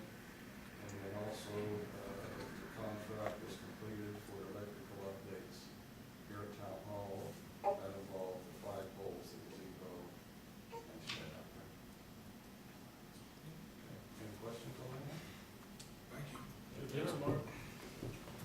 And on that note, Alex, you said that the water bills would be estimated this month because of the system switching over. So, just so everybody knows, and we will post something, I'm also gonna post it on your water bills. They will have to be estimated this month, time-wise, before I can get the actual meters readings. I have to put the meter information in and all that. That is at least 2, possibly 3 days worth of work for bills that need to be sent off tomorrow morning. So there's just absolutely no way that we can get that done. So we will estimate, we are gonna go through, and try to keep a close eye, so nobody gets some crazy bill. Obviously, if something happens, you just have to give us a call, but they will be estimated for this month. Okay, comments from residents on utilities?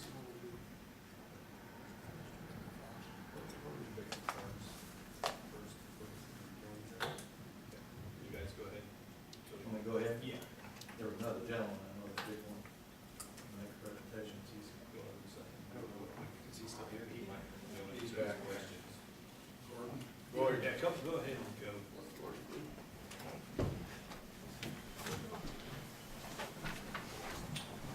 Just to remind everyone while he's approaching the podium here, the standard protocol for addressing the utility board or the town board during that meeting is to come up to the podium to identify yourself by your name and your address.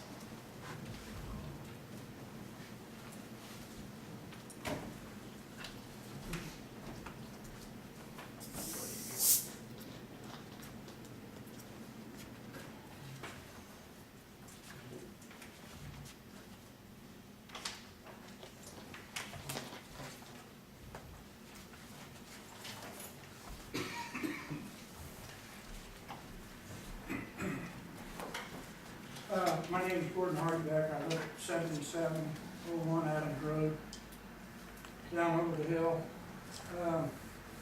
I got up and talked last meeting about a letter that I had sent March the 6th.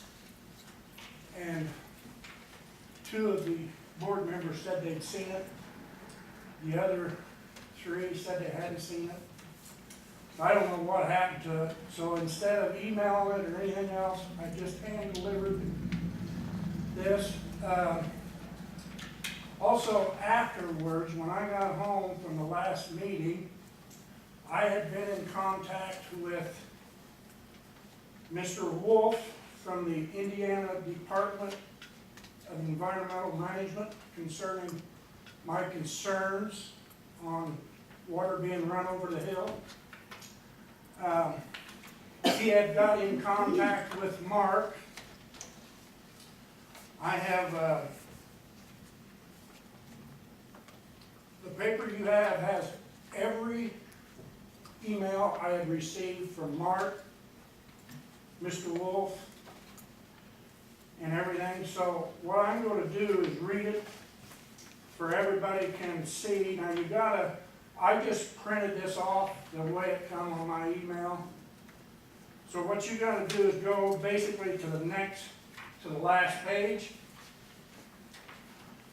where it says, Mr. Harlow, I am the IDEM stormwater specialist that covers Tippecanoe County Area 327, IAC 15-5, Rule 5, and 327, IAC 15-13, Rule 13, for MS4 compliance.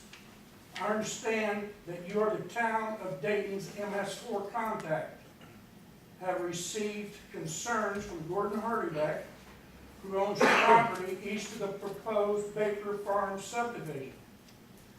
had the plans developed or determined where the stormwater for this new subdivision will be discharged?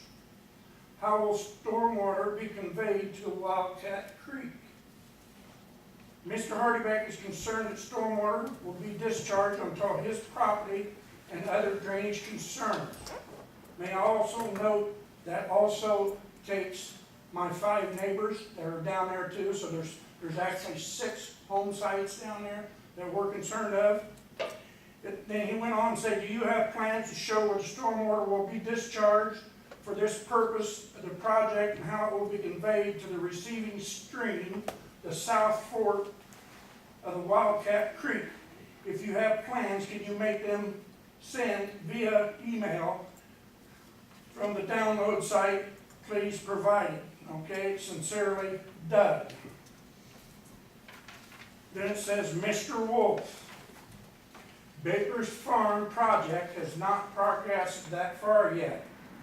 When plans are submitted for review, Butler, Fairman, and Seifert will make the recommendations for the meeting stormwater criteria. I will contact Mr. Hardyback and receive plans to make him aware of the proposed draining design. Mark R. Town of Dayton. Then he said, well, then he said, well, thank you for the update on the thing. Now, what he had sent to, and this, I quote, I received a preliminary plan sheet from Mr. Hardyback showing lots, streets, and stormwater basins, locations. See attachment area plan. So some of the storm sewers shown, except for basin outlets, just as you has responded, stating that the plans have not progressed to the point to determine the discharge locations. This project appears to have a disadvantage of not having the appropriate receiving conveyance, such as a stream, a ditch, tile/storm drain, or an obvious receiving stormwater convenience. The way it looks to me, that this project should be required to provide/determine the discharge location prior to much further planning process due to the potential difficulty of obtaining satisfactory outlets, discharge locations. It looks to me that this project design stormwater will be critical for the project and for the prevention of negative impact on downstream/downslope landowners. That's me and my 5 neighbors. For best outlet pathway to the ultimate receiving stream, the South Fork of the Wildcat Creek needs to be determined and provide prior to further planning success. A maintainable outlet pathway to the ultimate receiving stream via legal drains, surveyor's drain, natural stream, public or private storm sewer system, or a combination of these is the best approach for a typical result in the lowest impact to the downstream/slope landowners.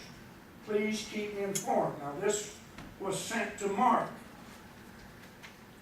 Since this has happened this week, because I knew the meeting was coming, I'd called all my neighbors because it's been 6 months since we originally sent the first one out.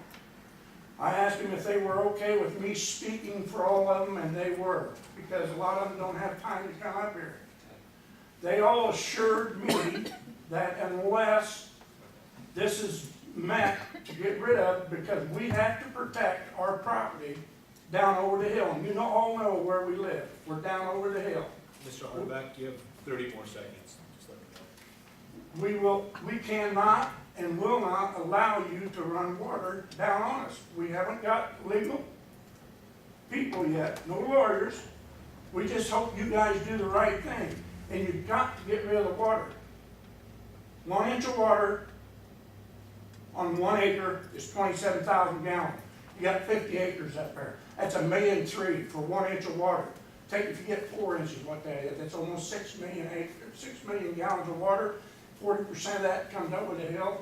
Just to let you know, just do the right thing. So I don't know who's gotta pay for it. You gotta pay for it, or these people's gotta pay for it. But we're not gonna have water run down and run our homes down there. That's what we do. We'll let them try to answer the You know, problem that, and I up mean, here. I also want to invite you to consult with the Town of Dayton's Development Guide, which will lay out, there are several checkpoint agencies along the way that are put in place to protect stuff like this. And one of the requirements for final construction plan submittal is that a plan must be submitted and a report submitted to the Tippecanoe County. I imagine it would go to the surveyor if it's No, water in- related. I'm sorry, in this case, it will go to the consultant. To the FNS. yes, Sure, okay. because it's up to you guys. But there is a requirement that they complete the Tippecanoe County application for a stormwater permit as well. So you're not without protection. Yeah, There are and- requirements that they claim. And that's just, he explained to me there's 3 ways to do everything. A way to just get by, a pretty good way, and the best way. Like what he suggested on here is the best way for the least impact on us down the road, because once the subdivision's built and everybody's gone, and 5 years from now, we get too much water, then we're gonna do it. Gordon, do Yeah. these guys, have you given them all this information? No, but I have copies. Who wants one? I have copies of that. You have copies of this? Where does the water go now? Where does the water from the same property go now? Does it come down over you right now? Yeah, it comes down, and that's what we do. We already have a problem. And what my concern is, if you sit and put a pencil to it or whatever, you have 50 acres, 30 to 40% of it's gonna be covered with hard surface, you know, sidewalks and all that. It changes the rate at which it descends into the ground. It don't soak in, and that's what I'm worried about. If them ever overfill, I mean, hopefully don't. The but- additional runoff is what you're worried about. Yeah, and you know, it's a half a mile, or I don't even know, half a mile or better to Wildcat Creek. And there's 2 landowners you'd have to go across to get it. I mean, you can, but I don't know why you'd wanna go through my woods when you can go across an open field. So when they do that subdivision permit, final one, they check all that, right? They would check all the runoffs and everything? That's correct. That's part of the development submittal for the developer to the town, which then goes through the FNS.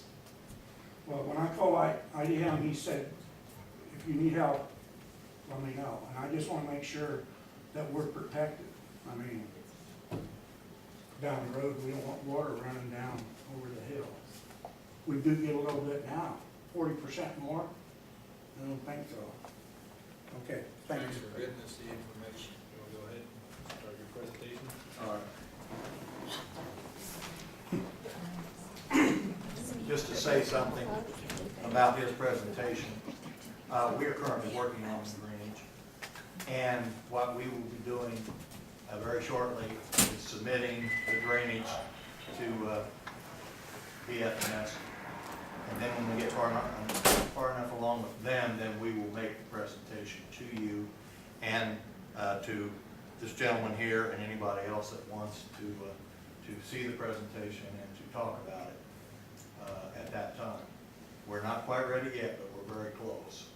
So I understand your concern because I know you've got drainage problems down there. We have. Yes. And we don't wanna make Yes. them worse. That's And right. all them houses are, We're aware of that. So Yeah. what I've got to do is show you what we're going to do and convince you that we're going to improve the situation for you.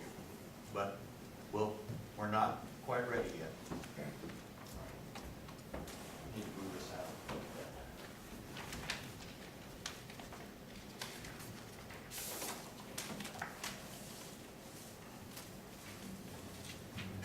Got some handouts for you folks, and then I've got a larger drawing to show the audience so that I can orient them on what I want to talk about.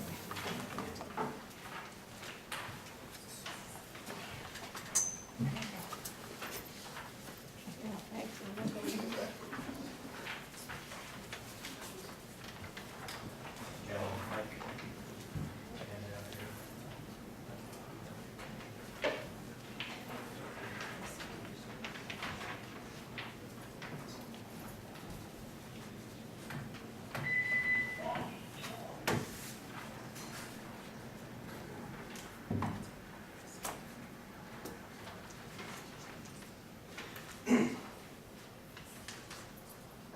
you'll bear with me, I forgot that we have 2 rooms. So I will show this to you folks and then also you folks and give you a little explanation of what I'm going to be talking about. And basically, this is the handout that I just gave the board, and also there's another drawing on the other side.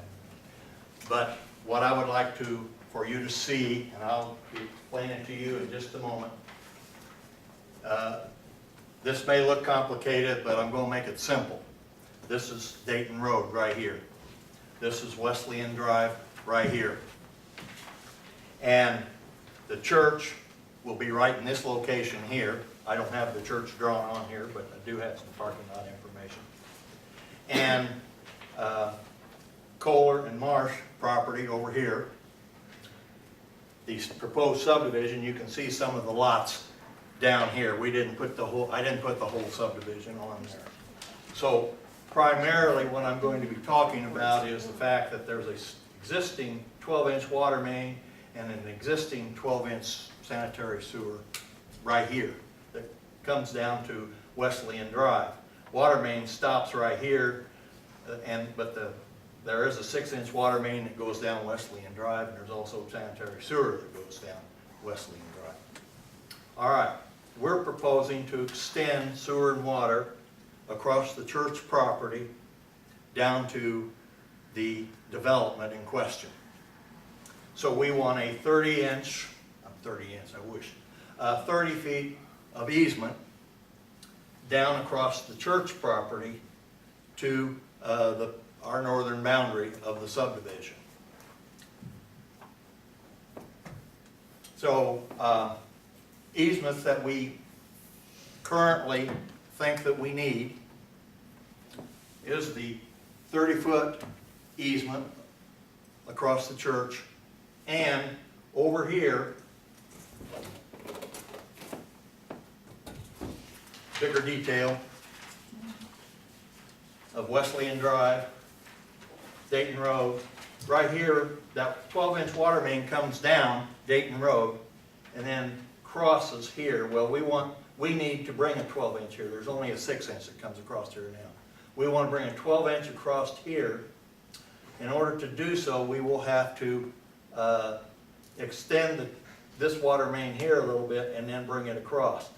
There is a small area right here that all along we had assumed and been told that it was in right-of-way, street right-of-way.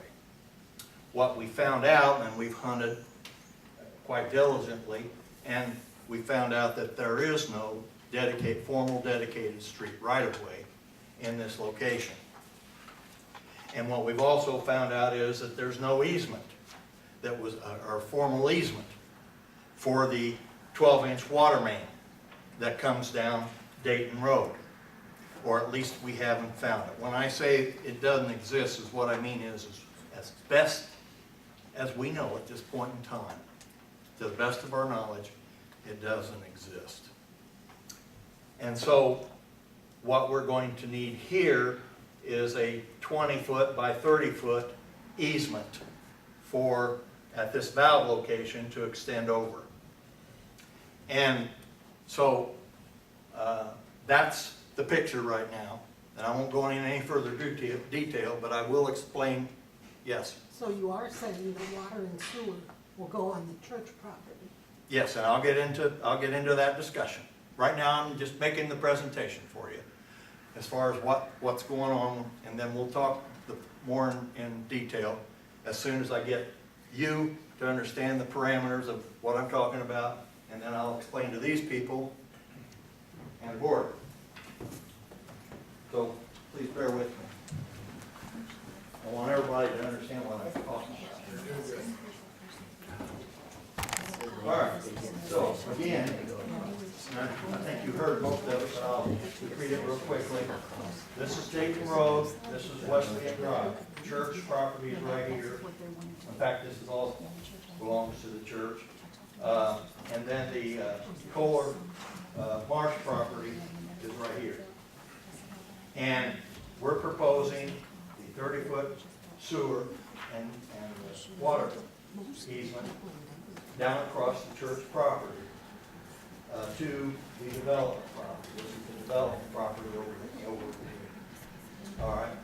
And then in doing so, we have been in discussions with the church. We have not been in discussions with Mr. Kohler and Ms. Marsh. But right here, where the 12-inch water main comes down here and then takes off to Wesley and across here, but it's only a 6-inch right here. So we need to bring a 12-inch down here. And so, and the reason we're bringing a 12, we don't need a 12 for our subdivision, but we need a 12 because the town and the consultants said we need to bring a 12 down for future development in this area down here. So we need an easement here, which is 20 feet by 30 feet, or 600 square feet in area, in order to be able to tie into that 12 and bring it over and bring it down. So, and that's just a bigger picture of that area where the water main comes down here, and then we're going to bring it across here and take it down here. So we have to get construction in that area right there. All right, that's the big picture. Does the board need further explanation, or were you following along with the drawing? All right.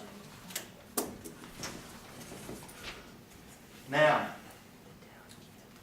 what I've come to do tonight is to request from the board. We've already been talking with the church, and I think you know that we have, because you approved a letter tonight that one of the requirements that they have for our negotiations with them on acquiring the easement. We decided to bring the water and the sewer across the road and down the east side of the road for a reason. And the reason was we felt that we could negotiate, and the town could negotiate with the church a lot easier than we probably would be able to with Mr. Kohler and Ms. Marsh. That was our thoughts. And so our concerns were possible future litigation and holding up the project a lot longer, and so on and so forth. So, and then we looked at, well, what if we do bring the sewer and the water down the same side of the street? Well, the sewer, and one of the things that you do when you get the sewer and water that close together, and we can't get it too close because there are state code requirements on how close we can bring the water and the sewer together. But one of the problems, if you do bring them down the same side of the street, is conflicts. And conflicts are, all right, you're going to do some sewer laterals, and the water main's so close that it's a big problem for the water. And hitting the water or things getting in the way. So we looked at conflicts and bringing that down through here. All right, the sewer is extremely deep. The sewer at this area, in this area here, is about 16 feet deep. It'll be about 19 feet deep down in here. And so, and the water will be 5 feet deep. So accessing the sewer and the water will not be that difficult. But also, the sewer laterals coming out of here will be non-existent. And the reason being, the church has already got access to the sewer here. The church, we're going to put in 2 extensions, a sewer extension and a water main extension right here, so that it's already taken care of, no conflict for this area here if the church decides to develop here. I've talked to the church. They have said that this area here that they see as possibly, they're not 100% sure what they're going to do with the property yet, but possibly retirement homes.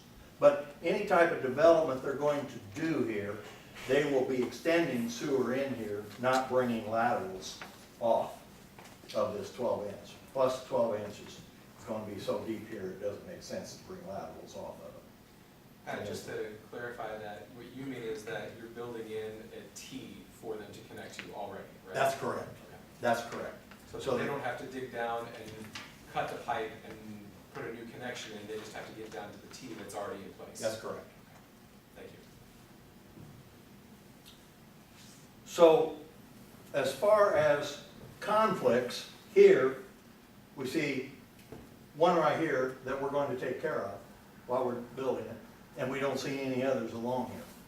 All right, as far as development over here, again, any development over here, the developer would tie into the water main or the sewer and bring one service, one sewer extension and water main extension across the road, or two if they're looping it, depending on how it's developed. But the conflict is minimal because of the separation of the sewer and the water. So we don't see the sewer and the water being on the same side of the road as a difficult or a bad situation. And we see it as a better situation because of the probable cost of bringing it over here and or the time and litigation of bringing it over here. So for that reason, we're asking you, the board, to approve the developers, M&C Development, to pursue acquiring the easement with the church at this point in time on your behalf, at no cost to the town board. And also understand that the installation will be of the sewer and water will be no cost to the town board. This area right here, okay.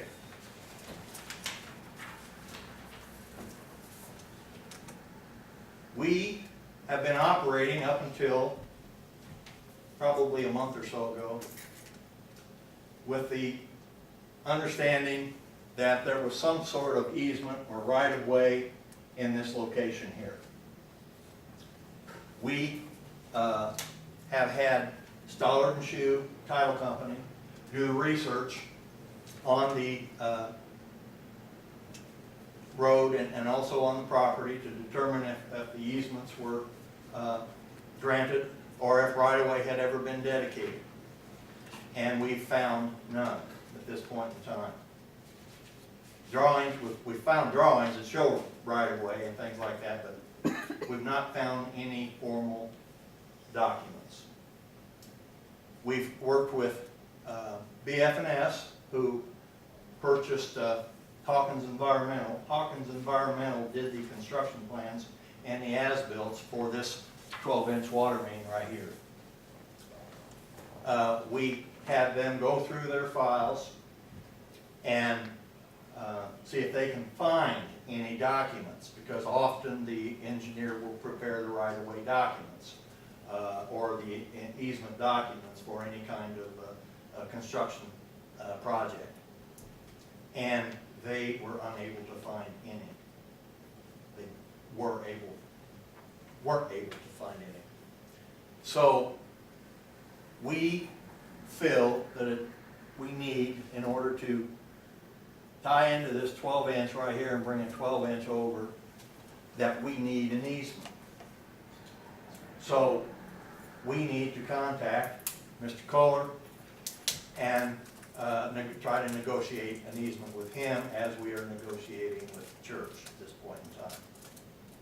But we would like your permission, again, to contact Mr. Kohler on your behalf and acquire, and for the developers, M&C Development, to acquire the easement for the town board for the extension of the 12-inch water main for this project. again, at the developer's sole cost, no cost to the town board. And so that is my proposal this evening. The easement's in that little red square you're talking about, right? Yes, the red square is the proposed easement at this point in On time. the west side of the road, That's correct. where the entrance to our big red barn is where they need an easement. Yes, right here, across from Wesleyan Drive, there is a gravel drive right here that goes into the Kohler property. There's a gravel drive right here, an entrance that goes into the Kohler property. What would we place over it, just gonna be dug up and the gravel put back over it? What's that? I'm sorry. If you got the easement connected to that, would you just basically cover it back up with the gravel how it was? It should be right over, because it's down to the ground. Yes, we'll leave it just as we found it. How long would something like that take, like a week, a day to just No, that pipe right there? that right there, that connection right there will probably take 4 or 5 hours. So what you're saying though, that we don't have any rights to that right now, so if that thing burst, and the town went to fix it, we can be sued for going to dig up their property. We don't have any utility rights to it. There's a theoretical possibility that it would be considered a trespass, although it would seem pretty reasonable to go fix a broken thing. Yeah, as your attorney can explain, you do have certain rights. But as far as this development and going forward, that your rights are not clear at this point in time. So for us to just go in on the property, then there's always the possibility that someone might say, well, that's trespass. And so we don't want to do that. It'd be better if we were to have the rights. Yeah, I mean, it seems like we should have it to all drain sections in town, just in case them. Yeah, Did break. I mean, we got fire hydrants along there, we got obviously. Well, I mean, why don't we main. have that section right there if something breaks, so we're, just, you know, gonna be in trouble. I don't know how many spots in Dayton we also don't. Well, if you don't have maintenance, if we don't have a right of way there, not that it's their job to see, but do we have a right of way the rest of the way down the road?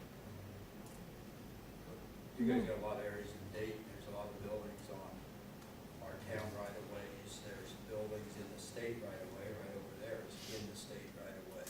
There's both things, there's these problems all over town. I don't think it's, when something breaks, the people on the property want it fixed, as long as you guys want it fixed, just, you wouldn't want our property flooded, you wouldn't, and you'd want to service the area going on down the road.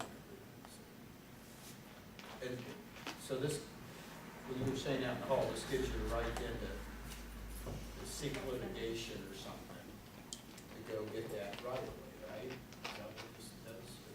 No, I didn't say that, but you did. Okay. Well, what did you tell me out there? What was that? Well, I told you just what I'm telling right now, is that we want to seek the right of way, and that I'm not here to negotiate with you tonight, No, I know. and that I just, this So is. you might not have to negotiate, you know? Well, that'd be wonderful. You're just taking the negative. Ron, that would be wonderful. But you said out there something about litigation, because I don't use the word Oh, litigation. no. I did say something about litigation from the standpoint of the town probably has, and I'm saying probably, and I'm not an attorney, okay? But what I was telling you was that the town probably has certain rights, such as prescription rights for the easement and or apparent right-of-way rights for the road. And they probably exist. They're called unwritten rights. And so they could, for example, let's say that the town said, Ron, why don't you go ahead and give us a 15-foot easement for that existing water main that is there? And you go, no. And so the town could say, well, we need an easement, so we've got to proceed with procuring an easement. It only makes sense that the town has the ability to access that water main. So there are certain legal aspects, and so I use the term litigation for that Because I would purpose. think the town would have the right to ask for the right of way. That would be. Yes. And go to court to get a right of way, you know, at some point, so. Correct. I just have one question for Mark. On his presentation of the both pipes on both sides of the street, does that make sense to you? Does that seem like it would work out? Well, I understand his reasoning about the different depths and having access to it there. And with the one connect that he's talking about? The connection, Or if the church wants to add on the. that's a nice bonus to have in there for future development of the church, you know. That's looking ahead and being a good neighbor, providing them with something ahead of time.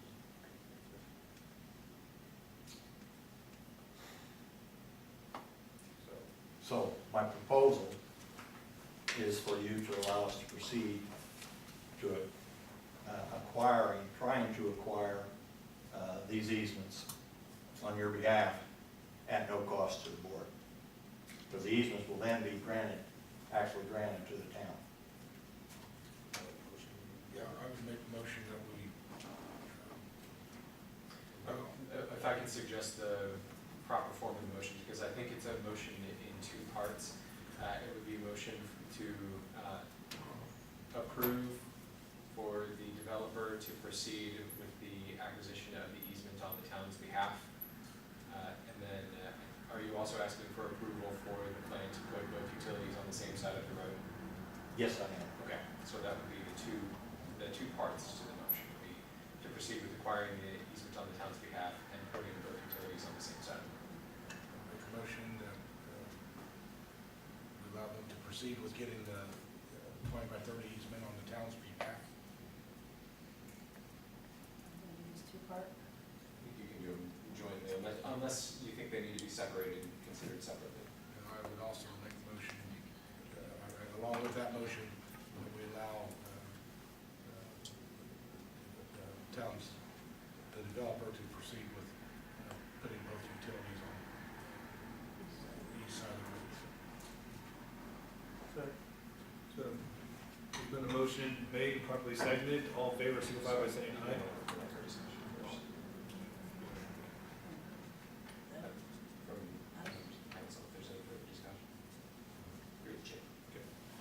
Any further discussion from the council on this subject? Get it on it. You guys can go ahead and vote on it, and I'll vote no because I don't know enough about it, but so you guys will pass it, but I think it would be nice when you're doing something like this for the people involved to have more than an hour's notice. You know, I have no time, we have no time to check with a lawyer, and I think this is done on purpose, everything's Of done course. this way. Well, don't shake your head at you, because everything is done this way, but we never, I think Alex told me a week and a half ago that there was something between agreement coming, so you knew, somebody told you That about was it. the town of Dayton thing you approved earlier. This is what I was speaking. But I think, like you guys, it would have been nice to get a hold more than maybe one phone call by Greg, because everybody else got a hold of us, just to have the.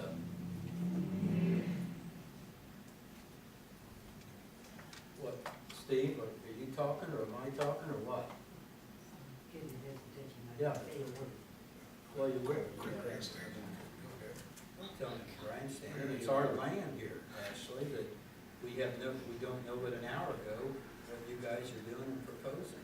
I didn't know until an hour ago either, but go ahead. Yeah, right. Can you explain for We him don't- what you're going to do with that small section of land that you're wanting to have access? There's currently a valve, a water valve, right here. And if you look on your drawing real closely, you'll see a little dot there. It's hard to see, but anyway, that is the location of the water valve. And then the water main just extends a little past that water valve. So you're gonna dig it up, We're going to dig it up, You're We're gonna gonna make your put a addition, 12 by 12 by 12 T, you're gonna on cover it. it back up, cover it back up, and be go on. done. Yes, What, Yes, down- ma'am. down- How far down is that? about 5 feet. And why is that? Why do you need such a big area if it looks like it's really close to the road on that? It is close to the road. It's about 3 or 4 feet off the road. Then why do you need such a big, just for, if you have the machinery or something? In case Okay. we decide, or somebody decides for us that we need to bore or do some sort of other access other than as I simplified it. Have room to put a cage in there or something. If something else needs to happen, the last thing we want to do is trespass. You're just making a cut across the road, it doesn't take as much room, but if you got a bore, then you got to have I a large area. I would think it'd be.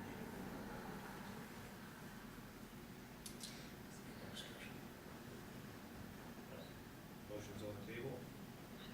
Seconded. All in favor, signify by saying aye. Opposed, same sign. Yeah. Motion carries. Thank you for your time. Thank you.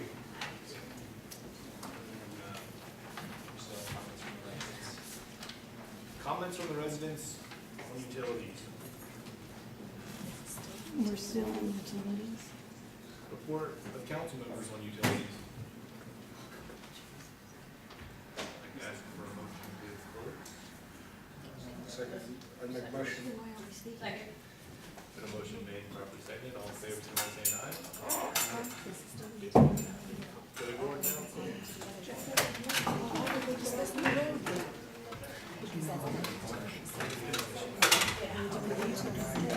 What else are-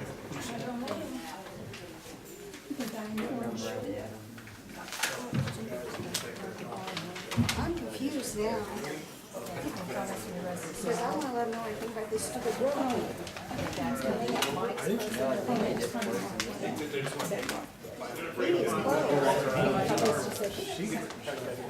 No. They're going into the next meeting, right? Yeah, they're taking it back. Yeah, they're going to the next one. So our road discussion's still open, right? Yeah. The next meeting, drive time to comment.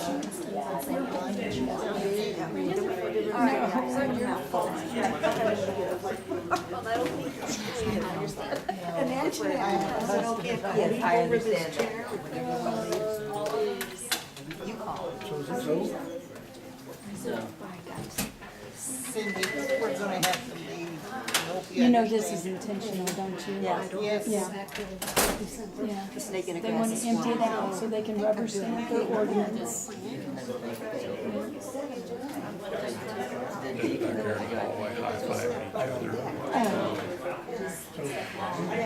Infuriating, isn't it?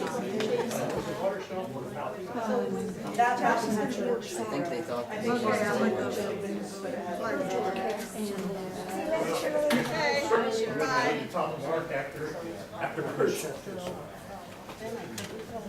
Thanks for coming, Shirley. In this ridiculous. And none of this is on the agenda. None of it. So we're only going to none about That hasn't worked since we the development. None of it is on the agenda. Oh, they do. They're functional. Around and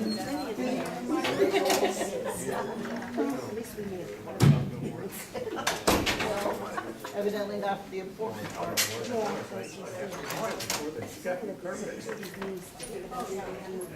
Because like you said, the later it's got, you lose your audience.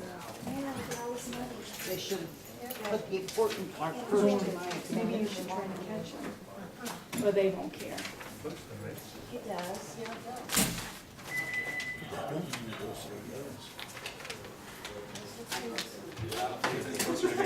They're right. If they would happen to ask, Okay. we're definitely I not know. for their proposal. Why does Oh, you don't think it would? Probably not. no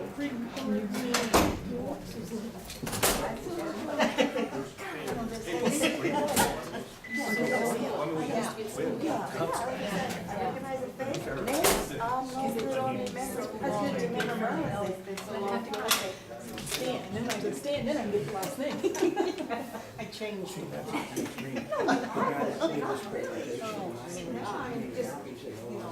When's the last time I saw one? Well, how to get Maybe down Did you here, give but. it to?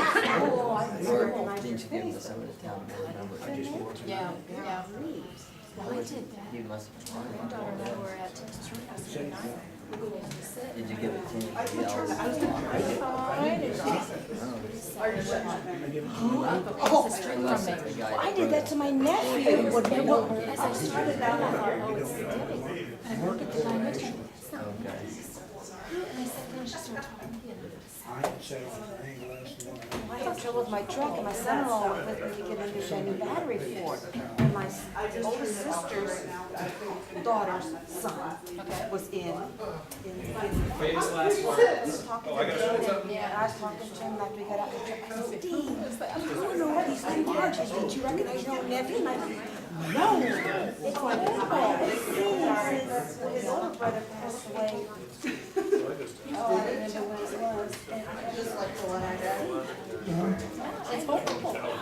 I didn't think I'd ever get to that point. But you give me a name. I saw a guy that I hadn't seen probably 25 years. He told me his name, and I said, Box 482. He goes, "You're right." You give me a name, I get a box, but I can't give you a name.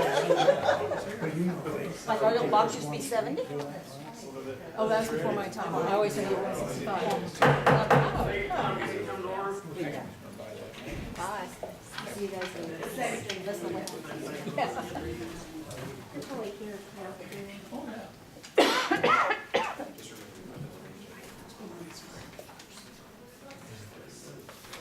Any questions on claims?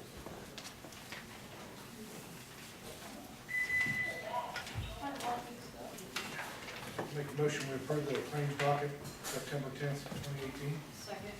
We have a motion second, all in favor, signify by saying aye. Aye. Opposed, same sign. Motion carried. We have an allowance document, correct? Yes, you will be missing the revenue and appropriations deferred till October. Until I can get those payments. Any questions on the allowance document? Make a motion to approve the allowance docket, September 1st through September 31st, 2018. Second. We have a motion second, all in favor, signify by saying aye. Opposed, same sign. Bank reconciliations for January, February, March, April, May, June. Make a motion to approve bank reconciliation for January, February, March, April, May, and June 2018. Second. Motion second, all in favor, signify by saying aye. Opposed, same sign. Motion carried. Revenue report, appropriation reports will be done next month. Got to table that for them. It's fine to note that they were deferred to the next meeting because of computer issues. Clerk treasurer report. I have nothing significant other than, October 1st meeting, we will bring up discussion about budget and salary ordinance, just to give you guys a heads up. That will be next month. Okay. Voting districts. You have prepared for you, and I believe that you considered and passed on the first reading at last month's meeting. Ordinance number 18-5, which is captured at the top of an ordinance to abolish legislative body districts. That seems to be incorrect. This is to establish legislative body districts. So with that correction, this is prepared for the board's consideration on second reading. So this would be the second of 2 readings for this ordinance. I'll advise the chair that this should be open for both public comment and board comment. Should there be a motion to approve it and adopt it on second reading tonight? What do you guys think about, since it's so late, half the people left out here, what do you guys think about actually having a special meeting for the public on the wards to discuss this for a second reading? Get it done, so. Can I ask a question? Did I? Sorry, Not yet. the time for public comment hasn't come quite yet. You'll have an opportunity. Now, any of the residents wanting to speak on this, Oh, I have a question. When can I turn, you can get up there and ask your name and your address. okay, Nancy Oswald, 762 Shady Lane. When can I say something about Shady Lane? Was I supposed to do that at the first meeting, or was I supposed to do that now? You can do that in the comments residents at the end of this meeting. Right now, this is for the voting district. Okay. So you can do that, we set up another section for that. There's an opportunity for comments from the residents near the end. Okay, that's what my confusion was at. Thank you. I guess I'll.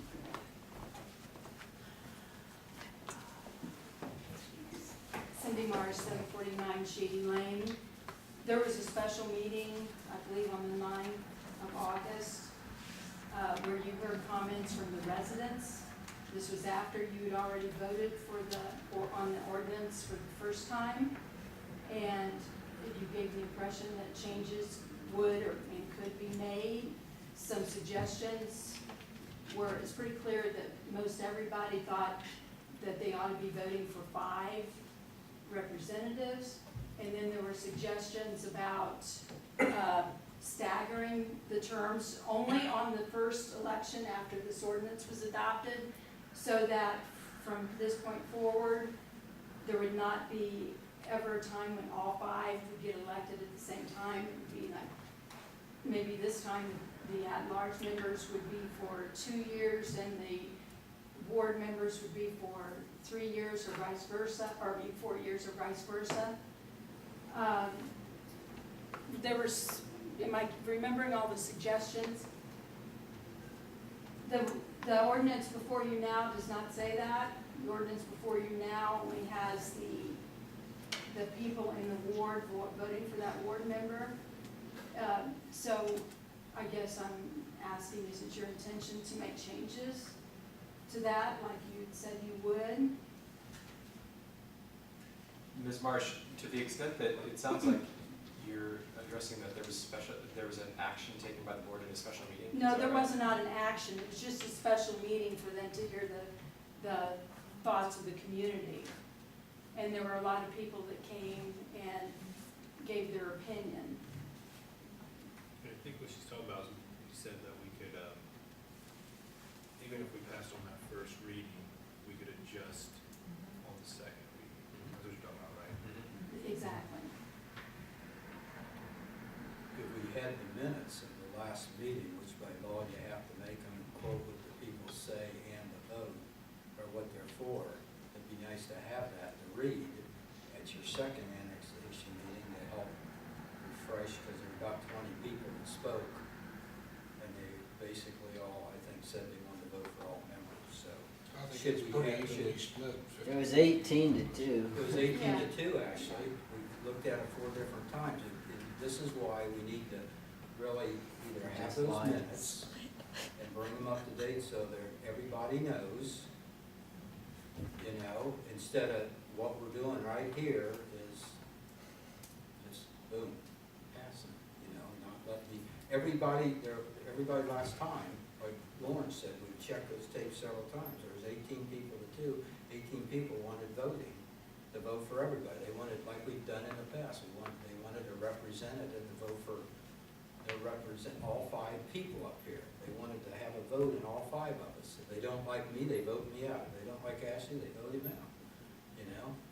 And that was a domineering factor. It was 90% of the people in that room that night. And I think I it's think- imperative we take that into account. Yeah, I think the people came, the people commented, we listened, and we have to make decisions on what's Where's right. the paper that we had to You sign? listened, but you didn't hear, as I usual. don't think that I that's a do- true I do statement. I think that's an exact I do factual dispute statement. the 18-2 numbers. Well, let's I think prove you it. can tally. Well, let's prove it, Ashley. Well, Okay. by law though, Jason, right? You We have took to, the tally. for the second meeting, I think by law, you have to have the recording of the first meeting. I don't know that that's true. Well, you better look it up, because you might be holding an illegal meeting right here, right now. I'm sure you can very quickly and easily get in touch with the Public Access Council. Why don't about Jason, instead of being a smart ass, why don't you look it up on Hey. your computer? Well, you're the one that's being a smart. You know everything else, don't you know this? Why don't you look it up and see what it is, Jason? Instead of always depending on 50 Shade Lane. Actually, You're not the you only sat one right that's up so there and bad. said you wanted to do what the people want. And Tyrone Every even said we time could you change do it. Exactly the opposite. 18 people said they wanted to vote for everybody, and then you say, oh, that was even. You don't want what the people want, you want what Ashley wants, and that's all you care about. How What many Ashley people do we wants. have in town? So how many, I think Stan, do there's you? 15, 16. How many registered voters Mr. Conger, and how I'll many remind voted you, I last have, time? listen to folks here in this building at various meetings. I talk to people in our community quite extensively, okay? So I hear, the show that is put on here, okay, sometimes it's a show that's put on here, and I also, talk to people at the Redbird Cafe and other places here in town, post office, so I do listen to, Stan, different opinions. Stan, other than the show here, I talk to people daily, up and down 38, I get these petitions and everything. What I see is about 85% at least want to vote for all their representatives. I don't think these guys want to listen to it at all. Go ahead. Jennifer Manigault, 625 Dayton Circle. At the last meeting, I gave you guys all that paper that had all the towns that contacted and the way that they voted. And then somebody came up after me and said, because I suggested that we vote, that how the precedent has been set, we vote for everybody, just like it seems all the small towns do. And somebody came up after me and said, those 30 whatever towns is just a drop in the bucket. There's hundreds and hundreds and hundreds of small towns in Indiana. So I went and looked, and the latest census data, I counted population from 1,000 to 2,000. There was 112 towns, I think, that fit that. And so I started calling more towns, and I don't have the paper for you, but every town that I have contacted that has a population of between 1,000 and 2,000 people, they all vote like that. It does, some of them have all at-large seats, some of them have districts or wards and at-large spots, but they all vote. The whole town votes for everybody. So I think that we should do it that way. And I just want to reiterate what Cindy said about the staggered seats. I think that's really smart, so we never have a brand new board who doesn't know what they're doing. Not that you guys don't, that's what I'm saying, but like, if we got rid of all of you and had 5 new people, then starting from scratch might be difficult, so it might be nice to have some seasoned board members up there. Got it. Anybody else want to speak?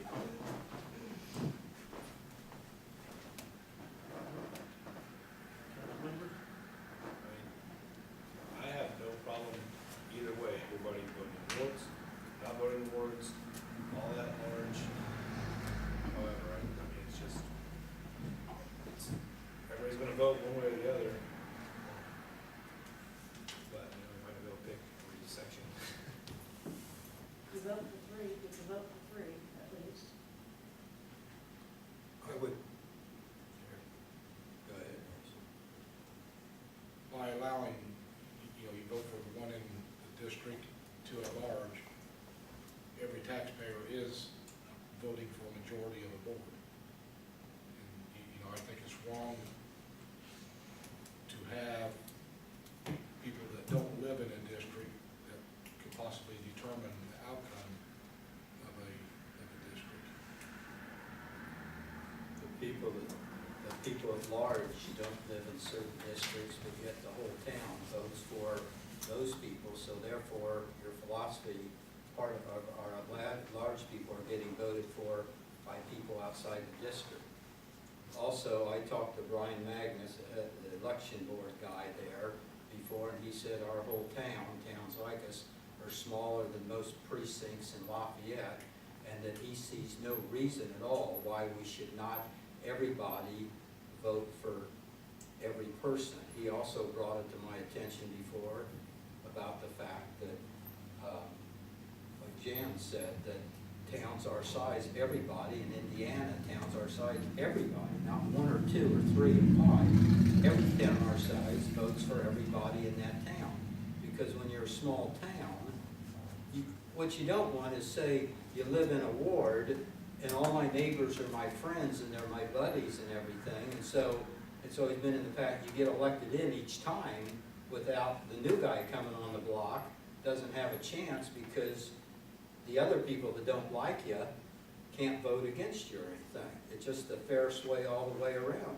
You know, if you guys think you're gonna get beat or something, just have the whole town vote for everybody. But you have your election board guys saying it, you have every town in the state our size doing it, and we voted that way in the past, and that way everybody here has an opportunity to vote, like everybody's saying at that last meeting. Everybody was saying they'd like to vote for the representation, all 5 members. I think I'd like to vote for or against Tyrone, for or against Ashley. I'm sure you guys would like to vote for or against me. You know, it just seems like the complete fair way of doing it. I stand to lose as well as you guys do. I'm almost leaning towards just abolishing the wards, because having wards open to vote, everybody can vote for each ward, kind of defeats the purpose of having a ward. So you might as well just have it at large if everyone's gonna vote. Exactly. Because You know, as far as what the town's done in the past we have only voted for the person in our ward or district, and then the at-large people. No, no. We've always voted for everybody in the town, all 5. But if Tyrone says if everybody, He lied again. just everybody's at large, that'd be fine. You know, It's that'd even be a fair way. Everybody votes for anybody, whether you're living up here, or whatever. That's the status quo currently. Your wards are currently abolished. So then you take the top 5. You know, You know, we did have a committee Top that, 5 be on the board. you know, looked at different aspects, and, you know, basically this is, you know, their recommendation that we're looking at. So, but we listened to the What was that people recommendation talking based on? Can hours. you? last time and here. Because they didn't do Why was research. it those two? That's probably what Ashley told them to put on it. Yeah. We've had everybody talking. Yeah. Yeah, we've had everybody talking here, and we've had, the thing is, it wouldn't hurt anything for everybody to vote for everybody. You know, it just wouldn't hurt anything. You can't lose anything. Well, really, you know, again, you know, the problem I have with it is, you know, you have people that don't even live in a district that's going to decide who is in another. We all live at Well, Dayton. my Dayton's a problem district. is Yeah. you guys that don't live, like Yeah, you and because you're Tyrone and doing it, Tammy yeah. don't Live in live my in my district, district. that's- You're voting on doing something terrible, I think, to my district. So if you can vote and change my district, the townspeople ought to be able to vote everybody in here. You can't just pick and choose, you know? You have the one district and 2 at large, so You know that, what, that you you know, have a majority of 3. So, you know, it would not be 2 council members deciding something, it has to be a majority of 3. but I think we all need, I'd like to say, Mike, you're doing a good job or not. And because he votes on, you vote on, you guys vote, we all vote on everything around this whole town. We vote on the sewage up there, down south, we vote on a right-of-way over here, a banding of an alley. We all vote on everything. We don't just vote in our district. And I think if we all can vote on the whole town, we basically, the people, we represent the whole town. But if you have a problem, you go to Tyrone because he's in your ward. If you have a problem, you might go to Tammy because she's in your ward, and you guys come to me because I'm in your ward, or you go to the at-large guy. But the wards, those ward guys were only set up originally, I think, just to, you know, just a contact person. This town board is always, every decision in this town has been by the board, no matter it's north, east, west, or south part of this town. You know, we all decide on everybody's ward. You know, so I think it's sort of the same way the people ought to. That's why other towns do it that way, because the town's so small, everybody represents the whole town. Anyway, my problem is we run into a problem where 4 out of 5 live in one neighborhood. Oh, Well, Mike, right now, there's 3 clerks on Shady, 2 clerks on Shady Lane, 3 or 4 board members, and they can go and vote for two at large, can run from Shady Lane. I can run from Shady Lane and my wife could run a clerk, and you have 4 people anyway from Shady Lane. You know, so what's the difference? I mean, what you're saying then. I for one don't like that. Yeah, but they could all run up there, but the likelihood is if you open it up that everybody can run, I think we'll get more participation, because they feel they have a choice. When somebody, right now you only have 2 at-large seats. So if you're a new person in town with no name recognition or anything, you're not gonna go up against Tyrone in Ward 1 or Tammy or you, because you guys are established. You're gonna go at large, and then you won't have as much chance, you know, so. I disagree with that. You can run whoever's in a ward, or everybody, 5 people can run for that ward. 5 Okay, people can run. Yeah, that happens. why don't we all vote for everybody, but have in our ordinance that only 1 person can be from each ward, or only 2 people? Then you're narrowing it down where we had 3 from a ward before. That's impossible. Logistically, you can't do that, because you're gonna count up votes, and then how do you decide if you have the top 5 votes, but one of those 5 is in the same neighborhood? Yeah, okay. Logistically, it won't work. Well, then why don't we listen to the people, and listen to the last meeting, listen to this meeting, and count the people? We are rehashing everything that the election committee reviewed. That election, actually, Where's let's the get something. committee The at? election committee, I wasn't even on it. You guys picked it out. Tyrone was gonna be on it. I know, I wasn't at first gonna be on it until I demanded I be on it. I walk in there, there's listen, every one of those committees, when I walked into that first meeting of 16 people, 15 people were the opposition, and I wasn't invited to anything. I had to find out about it and push my way on it. Those committees are illegal, by the way, anyway, because they're not open door meetings. There's Everybody's- 5 people on the district meeting, the voting work. I don't understand. Well, they weren't public meetings, and you gotta have public, right? You have to have a committee cannot have a closed door meeting in this town. A committee has to be, that's what the state said. Those were not public meetings. They were not advertised. They were not advertised as public meetings. That's what I said at the meeting. We didn't even advertise. Any other comments from council? Are we allowed to go back up if we forgot to say something?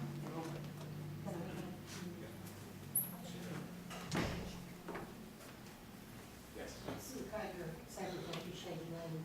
I don't understand why you ask for our opinion, but you never want to listen to it. You know, you 5 people affect my taxes, my streets, everything. And I think you should answer to me.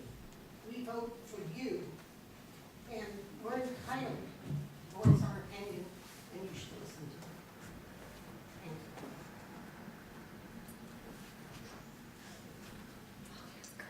Jonah Makes on 728 Main Street. I guess I'm just thinking about moving this lawn, and I only have 5 minutes and I won't take it all. But can't we just decide on something, and if it doesn't work, revisit it in 2 years? I mean, can't we bring it off the pot? Yeah. Thank you. That's But all when I got. everybody doesn't want it, why would you decide on it? Okay. Hey, You want to step up here if you want to talk? Sure. any other comments? Council?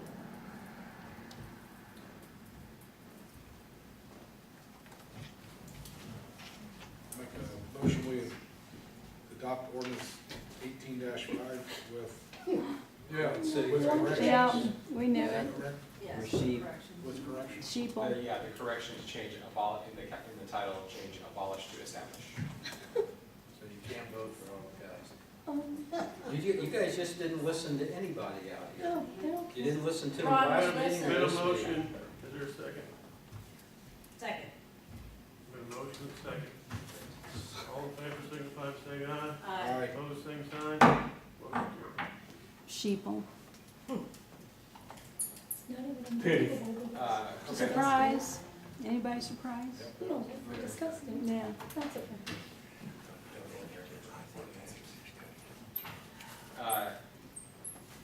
Just as a point of order, since we're still in my section here, I had a note that the request of the developer for Baker Farms, Baker Field, Baker Farms, came in and asked for the town's blessing to pursue the easement and to pursue both utilities on the one side of the road. My suggestion is that if it's the town's pleasure to do so, it would be appropriate to ratify that decision of the utility board at this meeting, just for the sake of clarity across the board, so that both the utility board and the town board have approved it. If that's the board's pleasure. So you need a motion to ratify. The decision of the utility board approving the developer to seek the easement and to put utilities on, to pursue the plan for both utilities on the same side of the road. I would make a motion that we ratify the decision of the utility board to the easement, 20 by 30 easement, on west side Dayton Road to run both water and sewer lines down the east side of Dayton Road.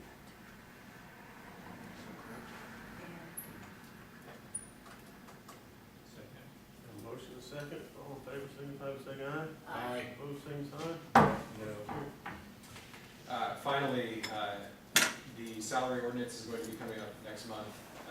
We have for quite some time operated at a very reduced rate for the town.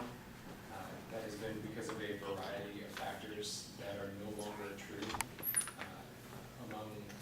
Among them, the difficulty and time that's now devoted and required to be devoted to performing the services for the town board has very significantly escalated, as well as the acrimony that we're faced with. And so the job has not only started taking more time, but it is much more difficult, both legally and interpersonally. So we'll be seeking an additional increase to our salary ordinance next year.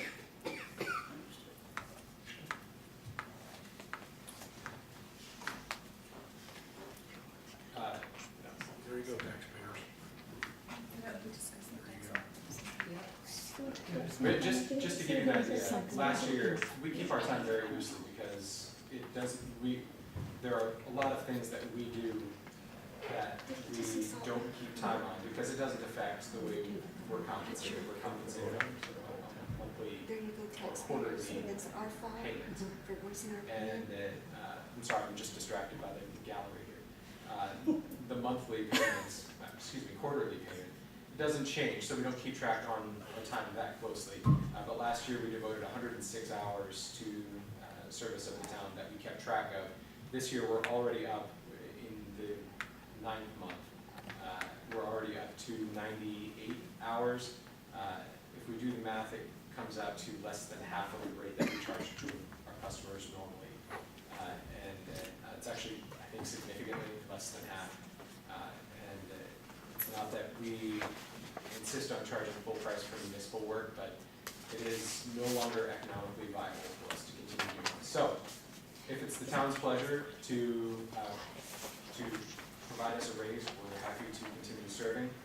If it's not, I suggest that interviews for new town attorneys would be I completely understand you. Yes. Raising the rates and don't blame you a bit. I think it's unfortunate that the taxpayers of this town have been put in the position of retaining your services for a number of causes or variety of reasons. I think it's terrible that taxpayers are being hung with that extra expense. You've So I caused wanted it to all. put the Yeah. board fairly. He's caused on notice of that. 100% of it. Also wanted to let you know, we have, and maybe the marshal is going to address that, but I think that we have had some success collecting on some of the fines that have come through. I think the CNG station over there has paid their fine. They've contacted us, they're going to. Okay. I think that Mr. Gutwein paid his fine. I can't recall the third. I don't know whether we've had success on that one. But. There's only one that's still outstanding, and that's a person that I don't think we can find. Okay. So we've already abated that property, so we're going through the process to Just attach it. secure a lien to the tax revenue of the property, so. That's all for me, unless you guys have anything else for me. Thank you. Marshall? That was one thing to bring up. Everything that we've turned over to the attorney has been successful, except for that one person that one or two, there might be one previous that we just can't locate. We don't know where he's at. expend any resources to try to track somebody down for a $25 ordinance fine, which is probably economically feasible. And those properties that we needed to abate, we've abated, and the clerk is in the process of attaching liens to those properties. So eventually, we can get those reimbursements. There are a couple other properties on the radar that's need to be abated probably pretty quick. I'm in communication with one of the property management companies, property up on Clifty Falls, that's recently been abandoned. And that's where most of the problems, there's abandoned properties where people are just walking away from the mortgage and saying, "Bye, see you." So people don't realize there's far-reaching results also for the taxpayer when you just decide, I don't want to fulfill my financial obligations. So we've got to step in and take care of the property. Having said that, there's been some questions asked. Some may think that we spend a lot of time on code enforcement. It does take some time. I think it's beneficial to the town that we do code enforcement. Make this a nicer town to live, especially if you're that person that lives next to a neighbor who doesn't pick up the trash or doesn't mow the yard or a variety of other things. But I usually take one afternoon a week and go through and deal with code enforcement. Sometimes it runs a little longer than that. I can try to track down property owners, send notices. Unfortunately, I'm also fortunate to be in the collections business too, so then I've got to keep track of when those monies come in and send out a notice. I try to give like 30 days from the point of the citation to when they have to have it paid, and then I wait a few weeks beyond that and then start sending some notices. So before I turn it over to our attorney, I've tried to do my due diligence to track these people down. Any questions on code enforcement or?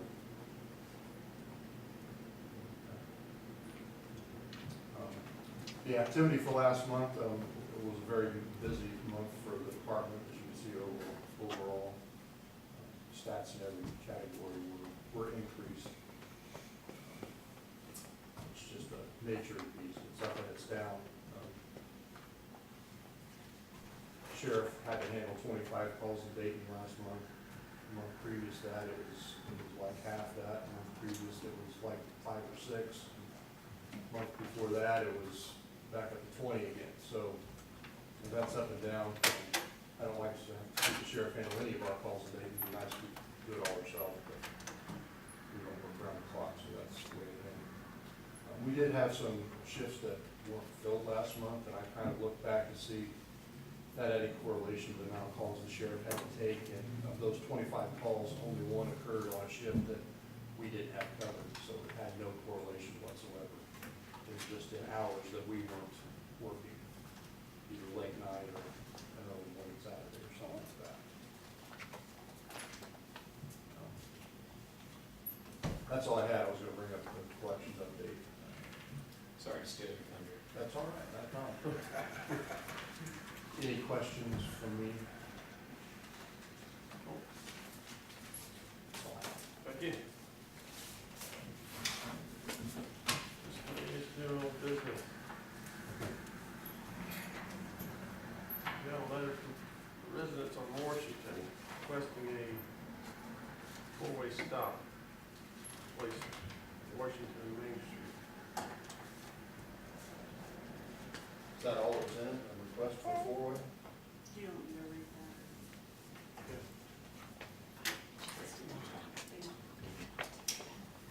Okay. Good evening, Dayton board members. My name is Michelle Freeberg and I live at 290 Washington Street. I am writing you this letter this evening because due to work scheduling, I am not able to make it to the meeting. The reason for addressing the board tonight is to ask the board if the board would please approve a four-way stop sign at the intersection of Washington Street and Main Street. I have lived here now for 5 years and the cars racing down Washington Street are getting worse. Currently, we only have a yield sign that is on Main Street at the intersection. A month ago, there was a car that stopped at the main street yield sign, the car yielded the right of way, the traffic coming down Washington, the car was clear to go, and out of nowhere, a car came down Washington Street faster than it should have, and the car crossing over Washington ended up hitting the car down, coming down Washington, and that car almost ended up in my yard. Cars speeding down Washington Street have been a huge problem for years, especially the cars that turn onto Washington Street from State Road 38. We have a lot of small children right here in this area. We also have children with special needs that live right here in this section. One of these children is my own. My neighbor, Crystal Crandall, has also witnessed cars flying down the road during the time that school has let out and children are walking home. Just last Halloween, a car came down, speeding down Washington Street while there were a bunch of children out trick-or-treating, almost hitting a group of children. I have talked to our town marshal, Scott Taylor, on this issue, and I believe he seems to agree that this tends to be an unsafe intersection. I know that a four-way stop isn't going to fix the problem 100%, but I believe that this is a starting point to help protect our children that walk to and from school and that are out playing. Dave and Crystal Crandall, Ryan and Ashley Walker, Shay Daly, and my husband Steve Freeward and I are asking that the board please approve a four-way stop to be put into place at the intersection of Washington Street and Main Street. Thank you for your time and consideration in this matter. I am hoping that you will agree with us and help us make our street a little safer this evening. I agree with that. I've seen cars speeding up and down that intersection a lot with a lot of kids. I mean, that whole thing's been full of kids. I don't know what process we have to do to get stop signs. We have a stop sign already Just on not enough. Washington Street. The one that's farther up by college. Yes, Yeah, on that's, Washington, and I've seen people blow through that one too. well, That one, that street seems to be like kind of like I think we racetrack. should pin this until we have a chance to do some type of a study by the police department. They can sit there, they can run some radar, they can do some car counts. I only know of actually 2 accidents that's happened at that meeting in Washington Street. One was just the other day, one was in previous years. Kids need to use the sidewalks, parents need some parents. We can't keep everybody safe. Parents have to take some responsibility too. Some food for thought on that. There's already been a traffic study done on that street by Marshall Nice when he was working. At that time, there wasn't a stop, four-way stop at Ohio Street where the current one is. And as the results of that study, I think that was one of the solutions they thought was to put a stop sign there. So I think that was an easy thing to do at the time.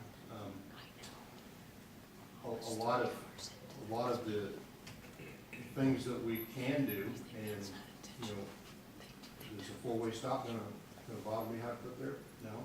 Do we know that would have prevented that accident? No. We have people running stoplights every day. That doesn't necessarily mean you're going to prevent these things from happening. Personal observations there, I've run radar on that street and we don't ever catch anybody speeding, maybe going 5 mile an hour speed limit. Of more concern for me is the yield signs on Main Street. I don't know why we would ever erect a yield sign. It just says to the people, use a little more caution here, but you can still blow right through it. They should all be stop signs. Like Mrs. Nice said, people are not using caution when they drive. That person stopped and then proceeded on. If they'd have looked left or right, they probably wouldn't have caused that accident. If there wouldn't have been cars parked along the side of the street to the north, there probably wouldn't have been an accident. But people parking is a premium in town, so people need a place to park. We're in town, so you have to use caution. We could erect a four-way stop there. To do that, you're gonna have to change town ordinance. If you're gonna put one there, it makes sense to change it on Conjunction Street also, which has the exact same situation. Then you're gonna have yourself, do I need to want to put one on Dayton Road? Well, now we're getting into a more major thoroughfare, it's more heavily traveled, and the likelihood that you're gonna interrupt the traffic flow, which is bad enough at times in Dayton, you have to take that in consideration.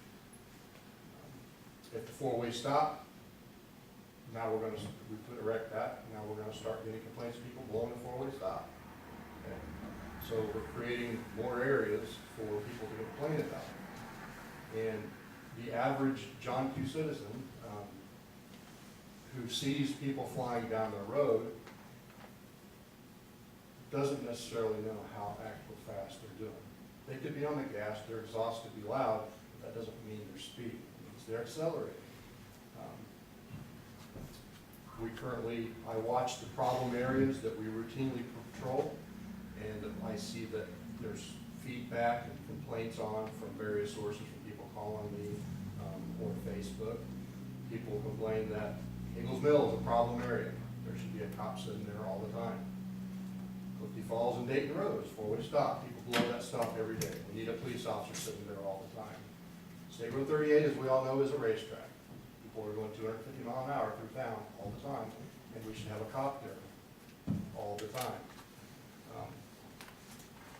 But the facts of the matter is we don't catch as many people speeding as what people assume that there are. And we've only worked one accident in 4 years at that intersection. And we've probably only worked less than a half dozen in 4 years every place in town that's not on 38. All, 90% of our accidents occur at I-65 and 38 interchange with the Circle K in the parking lot. The rest of that 10% is 38 along here because of the increased traffic flow from Subaru.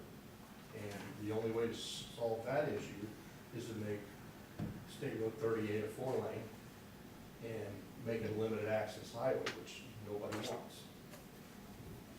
So the traffic problems that we have off of 38 are not that problematic. I'm here to say that some kid's not gonna run out in front of a car tomorrow. In fact, God forbid it happens. The school has a very congested traffic pattern before and after when kids are coming and going. We have kids walking down the streets with traffic because we don't have sidewalks. For me, that's more of a concern than it is erecting more stop signs. That's the problems that I see that we have. So that's just my take on it. If you want me to give you some facts and figures on the number of speeders in a daily period along Washington Street, I'm happy to do that. Count the cars. I agree with you on the sidewalks. I think one of our number one things in this town is we ought to have sidewalks through this whole town before we have other stuff. But if somebody brings up, I know the intersection too, and I agree it's a problem, but is there anything wrong, in your opinion, of having a stop sign? It seems like it would save one kid or half a kid from being maimed, it'd be worth it. Even though it's a pain to have to stop. I'm just asking you to think about where do you stop, okay? I'm not happy with the four-way, what are we gonna do next, for speed bumps? Well, I'm not happy, I live on Conjunction, why can't I have a four-way stop? Because the same physical parameters, geographic parameters that exist there also exist over on Conjunction Street. So if I'm gonna put a four-way there, it makes sense to put a four-way there. Well, where somebody's, I guess where somebody's complaining, like, unless you have a neighbor complain about your yard and the grass, you know, when they complain, then we do something about it. You know, that's a problem there. Maybe there's 3 or 4 other places we need stop signs too, to slow traffic down. Dayton Road up by Alex there, Jesus, we do need to do something there at some time, the way they keep flying through. Have you ever been in a town where so every block there was a stop sign? And you wanted to get somewhere? Yeah. We have enough signs the way it is. And I'd rather take my time, not hit a kid. But I think we can open up for discussion later. How long before we can work on the sidewalk section? We need to establish policy on who's paying for sidewalks, Right. homeowners or town. That we'll have to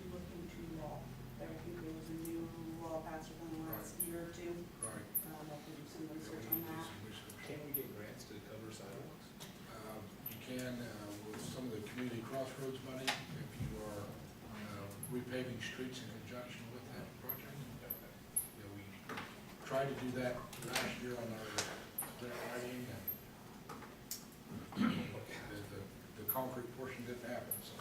Well, I know that we've helped some of the people who've had problems with broken sidewalks.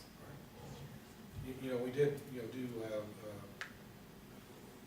along Market Street in front of the school, we did a sidewalk along there. We also did some drainage, and, we paved, the gravel, shoulder along that road, and I think that's probably worked out quite nice there in front of the school. So. Yeah, it's provided a lot more parking spaces. We could use twice that many more though. Right, We're still, that's a drop in the bucket. it is.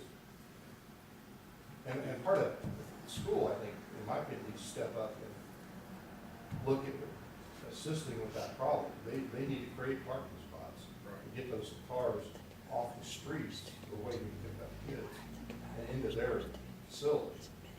You know, they've got plenty of green space that they can make parking spots, but it's going to destroy the aesthetics of the area. But what's more important, the aesthetics for kids. Along sidewalks, we also have, quite a few, that need some help to meet ADA compliance. Some street corners that do have sidewalks. I didn't, what was your direction on Washington Street? What would you like me to proceed on that? I'll get with, Study, a general recommendation, or? I'll get with you and we'll cruise around town and see what, look at Washington, check on the trouble spots, see what. Okay.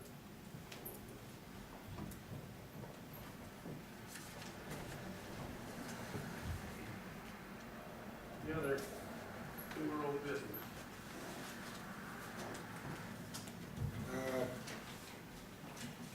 Bring up other comments from council members, but along Delaware Street, on the east side of Delaware Street, on that edge between the street and the cemetery, we need to have the dirt brim along the edge of the road needs to be cut down or removed to allow water to drain off of Delaware.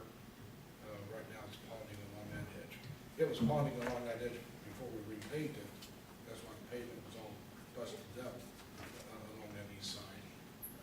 But that's something that needs to get corrected for winter time. I don't have prices yet. Been tied up, Mark's been tied up, got a lot of things going on. But, that's one thing that we'll be looking into here in the next 30 days to try to get completed before winter time. I don't think we're talking big money, but, maybe $100,000 or something to have somebody cut that down so water will drain off the pavement. That's under home business with the paving, so. Hey, comments from the resident.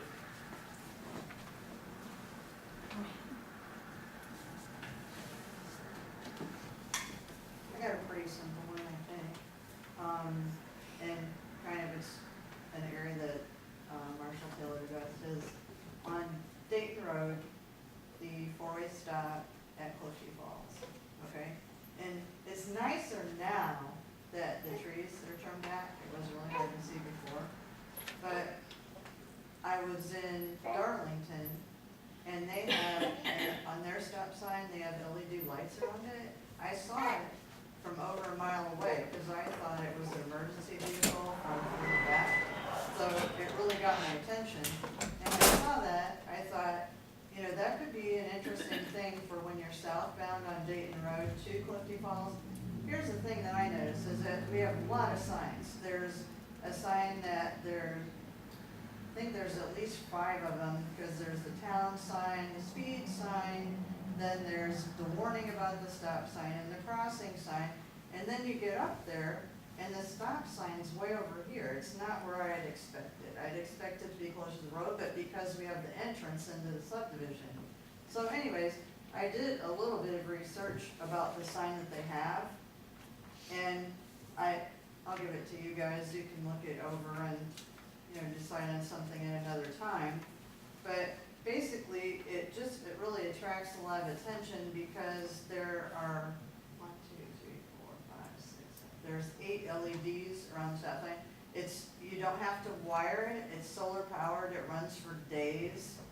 And, you know, the worst thing that would happen is if the lights went out, it's still a stop sign. It's not like a traffic signal where if it lost power, there'd be a big issue. This will still attract attention. I like the fact that the little spinny things were put on it. I noticed those right away.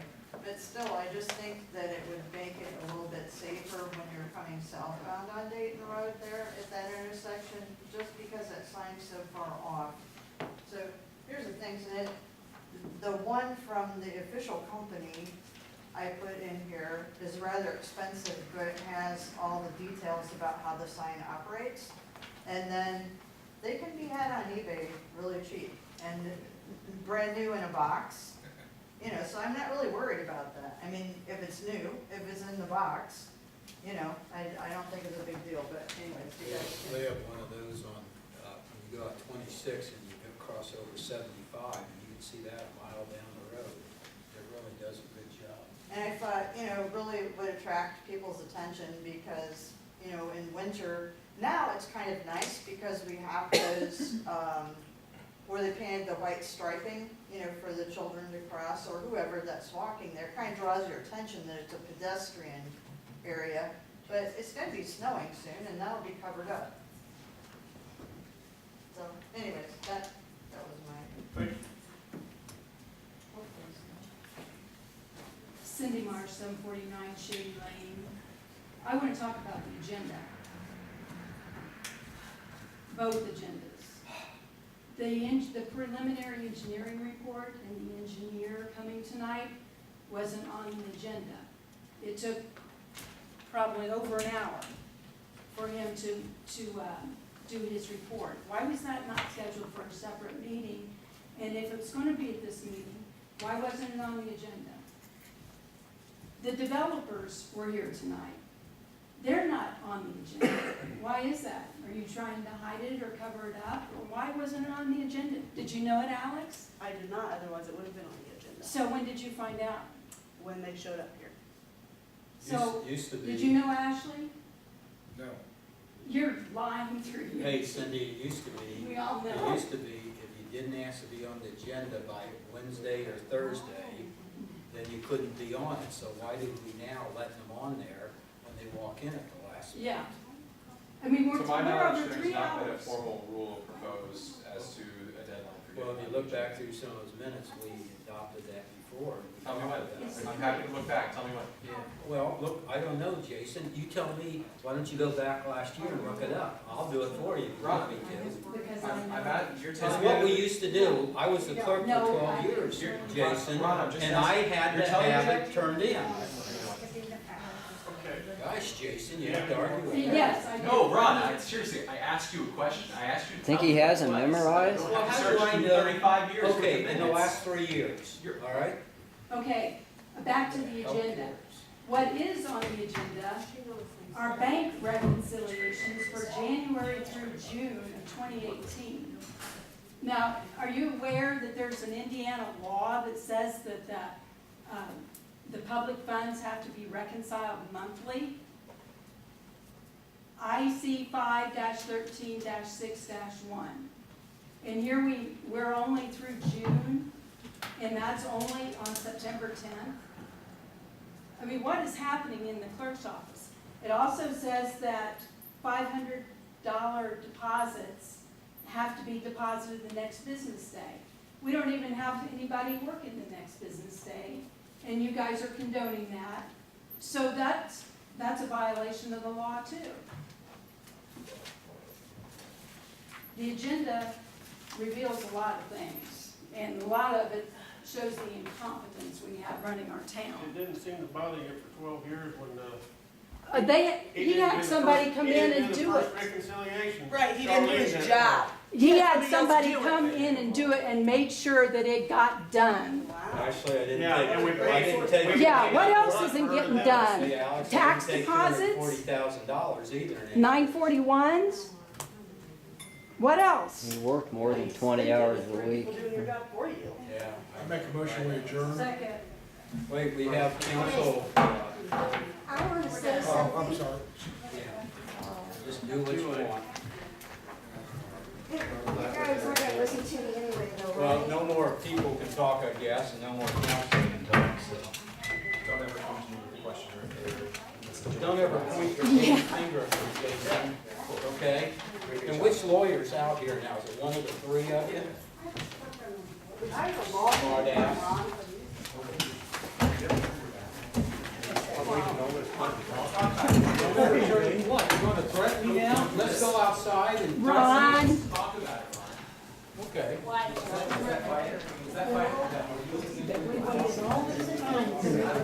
Lauren, you said. Don't get too winded, don't get that. It's on.